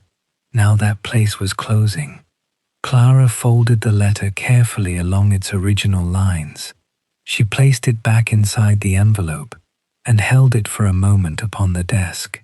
Outside, rain began to strike the schoolroom windows. The first drops were widely spaced, darkening the sill and leaving small marks upon the dusty glass. Within minutes, the rooftops opposite disappeared behind a grey veil. Water gathered in the gutter and fell past the corner of the building in a steady stream. Clara rose and completed the ordinary tasks of the afternoon. She covered the inkpots, returned the copybooks to the cupboard, and straightened the row of chairs. Her hands moved with their usual care, though each familiar action seemed to belong to a life that had suddenly become smaller. When there was nothing left to arrange, she put on her cloak. Her room in Chapel Lane was dry and orderly. A small fire would be laid in the grate, and the landlady would have left hot water outside the door. Clara could sit beside the window, place the letter in the drawer, and remain there until morning. But she did not want to return to the silence of that room, nor did she wish to visit anyone who might ask why she seemed troubled. She had no desire to explain that she had lost a home which had never been hers, or that a kind letter had made her feel more alone than an unkind one might have done. She slipped the envelope into her gloved hand, opened her umbrella, and walked towards Marlow Street. The rain had already driven most people from the pavements. Water shone upon the cobbles, reflecting the early gas lamps in long, unsteady lines. Clara kept her head lowered against the wind and listened to the rain striking the stretched cloth above her. The lamp of the rain room appeared before she reached the corner. Its curtains were open, and the small card rested against the window. Tea, while the rain continues. When Clara entered, the room was nearly full. Wet coats hung beside the door, and several umbrellas stood crowded in the wooden stand. Steam clouded the lower panes of the window. The stove burned steadily, filling the room with the smell of coal, warm wool, and orange peel.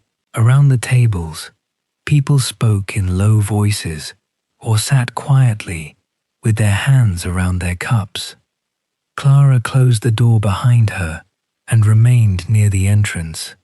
On other afternoons, she would have helped with the coats or carried an empty cup to the kitchen.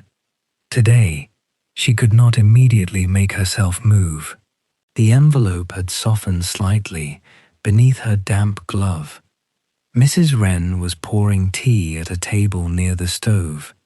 When she looked up, her eyes rested first upon Clara's face and then upon the letter in her hand. She asked no question. Clara was grateful for that silence.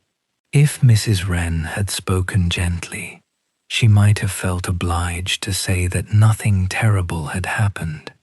She might have explained that the family was well, that the letter was kindly written, and that she had no right to grieve over a house which had only ever employed her. Instead, Mrs. Wren replaced the teapot upon its tray.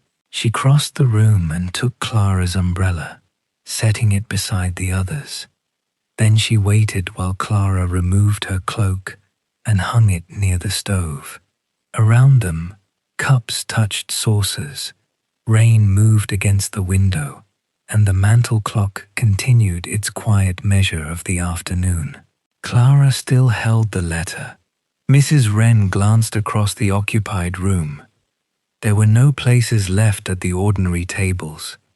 For a moment, Clara expected her to bring another chair from the kitchen or ask one of the visitors to make space. Mrs. Wren did neither. She turned instead towards the window. Clara followed her gaze to the small table that had remained untouched through every rainy afternoon she had spent there. 2 chairs stood opposite one another. The folded napkin lay beneath the smaller teapot, and 2 cups waited in their saucers. Clara hesitated. Mrs. Wren walked towards the table. For the first time, she drew out the empty chair beside the rain-covered window and quietly invited Clara to sit. Clara sat in the chair Mrs. Wren had drawn from the table. The rain-covered window was close beside her, its lower panes misted by the warmth of the room. Beyond the glass, the gas lamps of Marlow Street shone as pale golden circles upon the wet pavement. People passed beneath umbrellas, their forms appearing briefly through the water before fading again into the grey afternoon. Mrs. Wren placed Clara's damp gloves near the stove. Then she returned to the window table and poured tea from the smaller pot into the 2 waiting cups. Clara watched her take the chair opposite. Until that moment, she had never seen Mrs. Wren sit there. The table had always remained apart from the rest of the room, carefully prepared but untouched.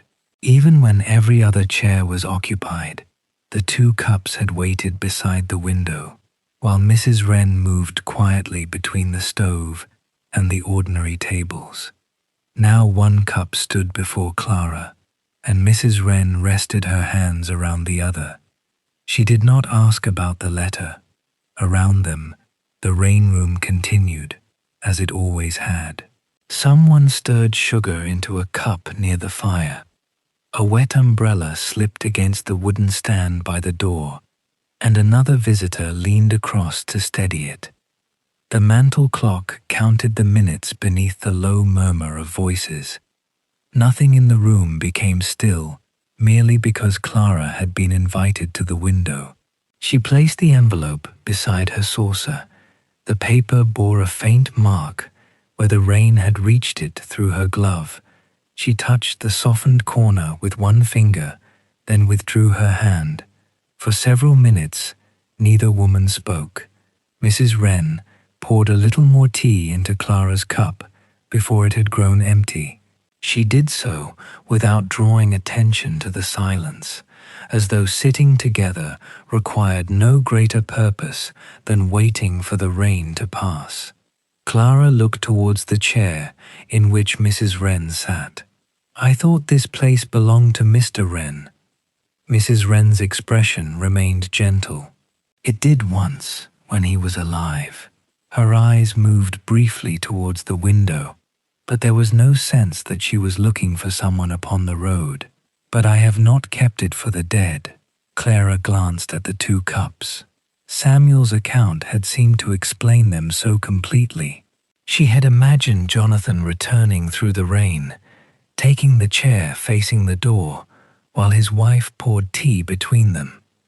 Even after his death, she had believed that Mrs. Wren continued to prepare his place, because some habits were too closely joined to love to be put away. Mrs. Wren seemed to understand the question Clara had not yet asked. "For a time, I did set out his cup," she said.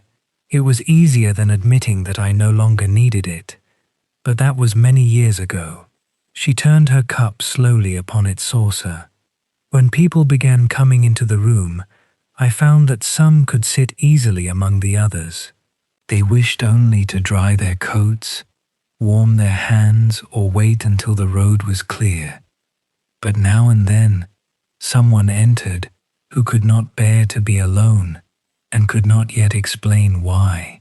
Clara looked across the room. The ordinary tables stood close enough for visitors to share bread, newspapers, and quiet conversation. At the window, however, the chairs faced only one another. A person seated there did not have to speak to the entire room. "So you kept this table for them," she said. Mrs. Wren nodded. "1 chair for the person who needs company, the other for whoever they are ready to have sit with them." The explanation was simpler than anything Clara had imagined. The table was not preserved because Mrs. Wren could not release the past. It remained empty so that there would always be a place for someone in the present. Clara lowered her eyes to the letter. "The family I once worked for is leaving England," she said. Mrs. Wren waited. "The children will have a new tutor. Their house is to be closed, and the furniture will be stored or sold." The words sounded smaller when spoken aloud. No death had occurred. No friendship had ended in anger. The family had written kindly and hoped she would continue to send letters. Yet the knowledge that they remembered her did not restore the rooms in which she had once belonged. "I knew the children would grow older," Clara continued. "I knew I could not remain their governess forever, but I believed the house would still be there." She paused as the rain strengthened against the window.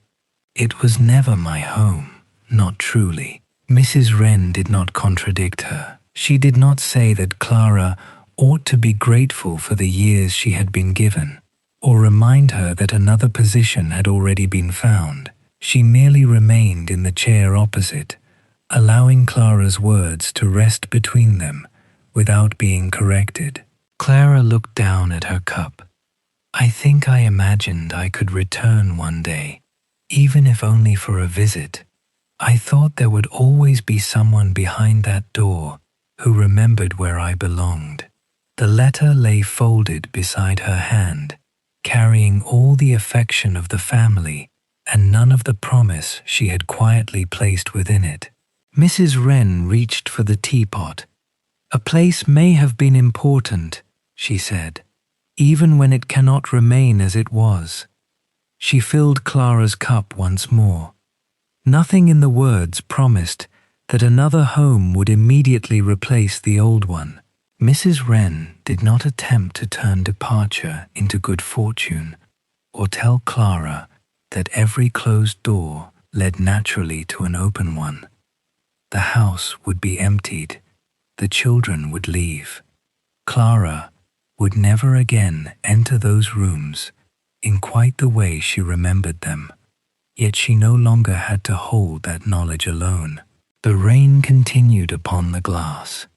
From the stove came the faint settling of coal, followed by a small rise of flame behind the iron grate. The room smelled of tea, orange peel, and damp wool, slowly drying in the warmth. Clara began to understand why Mrs. Wren had waited before drawing out the chair. The table was not offered to every visitor who looked tired or arrived without an umbrella.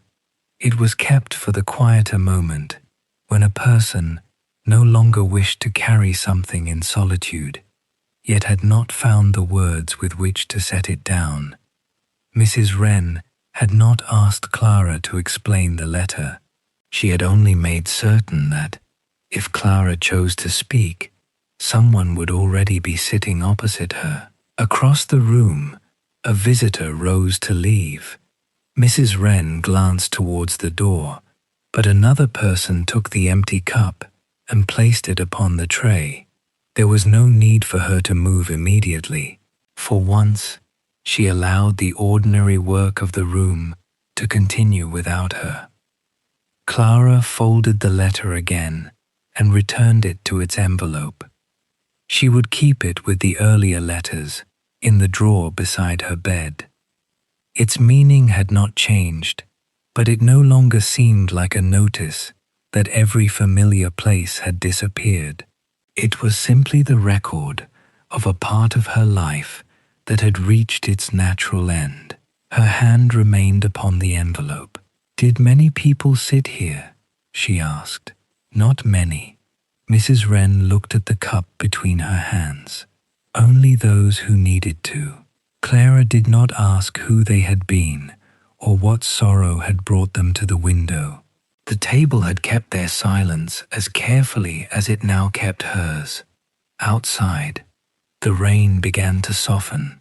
Individual drops became visible against the glass, and the shapes of the opposite houses slowly returned beyond the mist. A cart moved along the street, its wheels passing through the shallow water beside the curb. Clara remained where she was. She had once believed that the empty chair belonged to a man who would never return. Now she understood that it had been left for someone who might still arrive. On this afternoon, that person was Clara. Mrs. Wren sat opposite her, and neither of them needed to leave before she was ready. The rain ended so gradually that no one in the room noticed the precise moment when it stopped. For a while, water continued to fall from the roofs and pass through the gutters, though the sound against the window had faded. The blurred gas lamps beyond the glass became clearer, and the shapes of the opposite houses returned beneath a pale evening sky. One of the visitors near the stove looked towards the street and began fastening her cloak.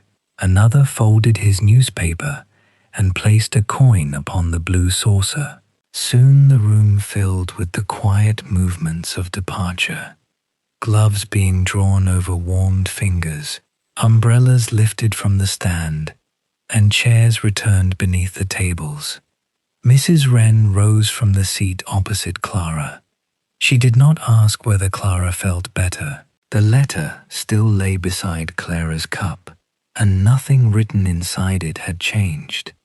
The family would leave England, their house would be closed, and the rooms Clara remembered would belong only to memory. Yet the envelope no longer seemed quite so heavy. Clara returned it to the pocket inside her cloak. Then she carried the 2 cups from the window table to the tray near the stove. The last visitor stepped outside. Mrs. Wren turned the small card away from the glass and began drawing the curtains. Clara remained to help, without asking whether she was needed. Together, they collected the cups from the ordinary tables. Clara emptied the remaining tea into the sink, while Mrs. Wren wiped the rings of moisture from the wood. They folded the dry towels, shook the crumbs from the cloth near the stove, and replaced the chairs that had been moved closer to the fire. Neither woman spoke again about the letter. When the smaller teapot had been washed, Mrs. Wren dried it carefully and returned it to the table beside the window. Clara placed the 2 clean cups upon their saucers. For the first time, she did not think of one of them as belonging to Jonathan Wren. The cup waited for no particular person. That was why it could remain. By the time Clara left, Marlow Street was shining beneath the lamps. Rainwater moved slowly along the curb, carrying small leaves and pieces of straw towards the drain. The shops were closing, and somewhere beyond the corner, a carriage passed over the wet stones. Clara walked back to Chapel Lane, with the letter still in her pocket. Her lodging had not altered during the afternoon. The narrow bed stood beneath the sloping wall. The washstand remained beside the door, and the small fire had burned low in the grate. Nothing there possessed the years of memory held by the house she had left behind. Yet when Clara lit the lamp and removed her damp cloak, the room did not feel entirely strange. She placed the letter with the others in the drawer beside her bed. Then she added coal to the fire, arranged her school books for the morning, and set a cup upon the table near the window. These were small actions, hardly different from those she had performed on other evenings. But she no longer regarded the room merely as a place in which she waited to discover where she truly belonged.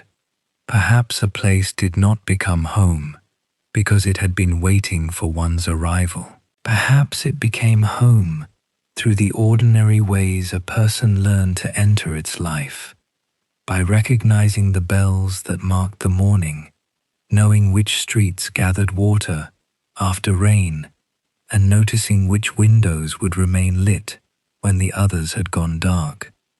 Clara knew the voices of the girls in her classroom now. She knew where her landlady kept the coal shovel and which stair creaked beneath an early step. She knew that Agnes Pike often arrived with wet gloves, that Samuel Reed preferred the chair beneath the mantel clock, and that Mrs. Wren placed dried orange peel in the tea when the weather turned cold. Marlow had not been waiting for her, but she had begun to be present within it. Several clear days followed. Clara returned to the school each morning, taught her lessons, and walked back through streets brightened by a thin autumn sun. The curtains of the rain room remained closed, and the small card disappeared from the window. Mrs. Wren continued with the rest of her life, just as Clara continued with hers. Then, one afternoon, clouds gathered above the western end of the town. Clara saw them through the schoolroom window while the girls completed their copywork. By the final lesson, the light had dimmed enough for her to move the books closer to the glass. A few minutes after the last pupil left, rain began to mark the pavement. Clara covered the ink pots, closed the cupboard, and put on her cloak. She reached Marlow Street before the rain became heavy. The curtains of the rain room were open, but the lamp had not yet been lit. Mrs. Wren stood inside with the small card in one hand, preparing to place it against the window. Clara entered before the card was set down. Mrs. Wren's looked towards her wet shoulders and then towards the street. "It may continue for some time," she said. Clara removed her gloves. "Then we had better make ready."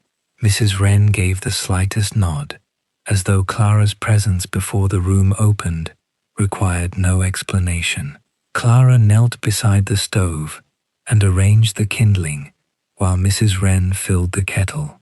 When the first flame strengthened beneath the coal, Clara carried the bread from the kitchen and cut it into quiet, even slices. She wiped the tables, brought down the cups, and placed the blue saucer upon the cabinet near the door. Mrs. Wren set the card in the window. "Tea, while the rain continues." Outside, the shower grew steadier. Water darkened the road, gathered in the shallow spaces between the stones, and shone beneath the first gas lamps of the evening. Inside, the stove began to warm the room. The kettle gave a low sound upon the iron plate, and the scent of black tea and orange peel slowly entered the air.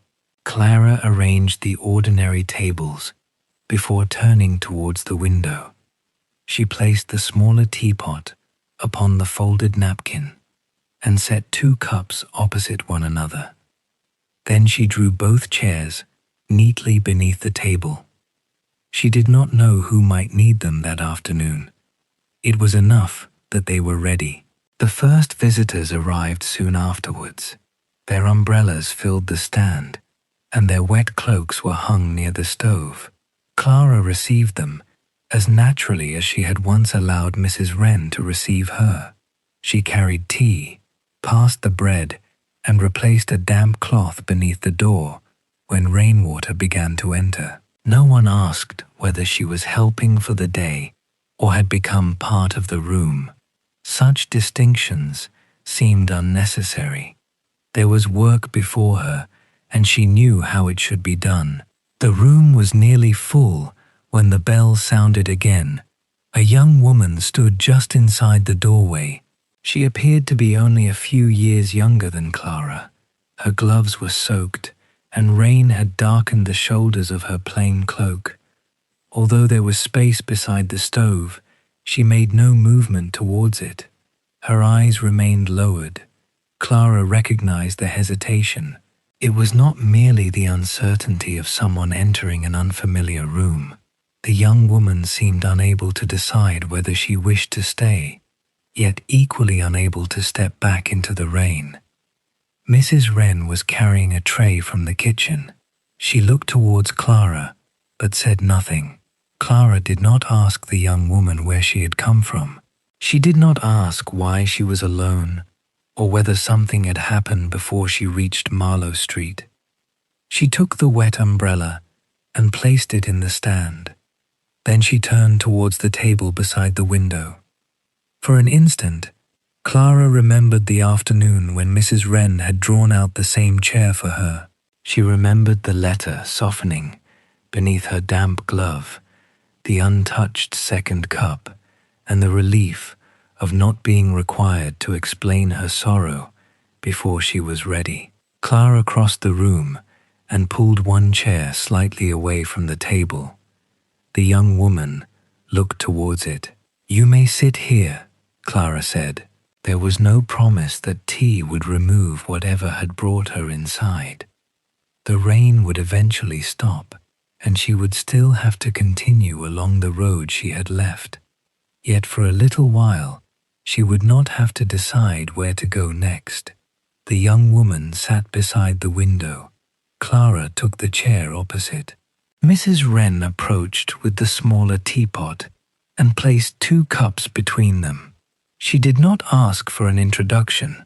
She poured the tea, adjusted the lamp, and returned quietly to the stove. Outside, rain continued to fall upon Marlow Street. Gas lamps glowed across the wet road, their reflections trembling whenever a carriage passed. Behind the misted window, the fire burned steadily, the mantel clock moved softly, and steam rose between the two cups. Clara rested her hands around the warm porcelain. Across from her, the young woman remained silent. Clara allowed the silence to remain. No one had to hurry home. No one had to explain. Not yet. And now, there is nothing more that Clara needs to say. She remains beside the rain-covered window, her hands resting around the warm porcelain cup, while the young woman sits quietly in the chair opposite. Between them, steam rises from the tea and disappears into the gentle lamplight. Mrs. Wren continues her familiar work. She straightens a folded towel, adds a little coal to the stove, and carries an empty saucer towards the kitchen. The mantel clock moves softly onward, though no one in the room has any reason to count the minutes. Outside, Marlow Street has grown dark. Rainwater gathers between the cobblestones, and the gas lamps tremble in the shining road. Behind closed shutters, the town is preparing for sleep. Fires are burning low. Footsteps are fading. One window after another is becoming dark. Only the rain room remains softly lit. And perhaps it is comforting to know that somewhere, beyond the quiet streets and the falling rain, such a room might always be waiting, not for anyone in particular, but for whoever happens to need it. A chair beside the window, a cup kept warm, a place where no explanation is required. You may leave Clara there now, safe within the quiet room. She has begun to understand that home is not always a place preserved from the past. Sometimes it is created slowly, through familiar footsteps, small acts of kindness, and the simple decision to remain beside another person until they are ready to continue. There is nothing more for you to follow tonight. Allow the firelight to grow softer in your thoughts. Let the shapes of the room become indistinct. The brown curtains, the blue saucer, the two cups waiting beside the window. Let even the sound of the clock fade beneath the steady rhythm of the rain. Your breathing may become slower now. Your body may feel heavier against the bed, and every thought still passing through your mind may drift away as easily as rainwater flowing quietly along the edge of an empty street. The lamp will remain beside the window. The room will keep its silence. Only the rain, only the warmth and rest.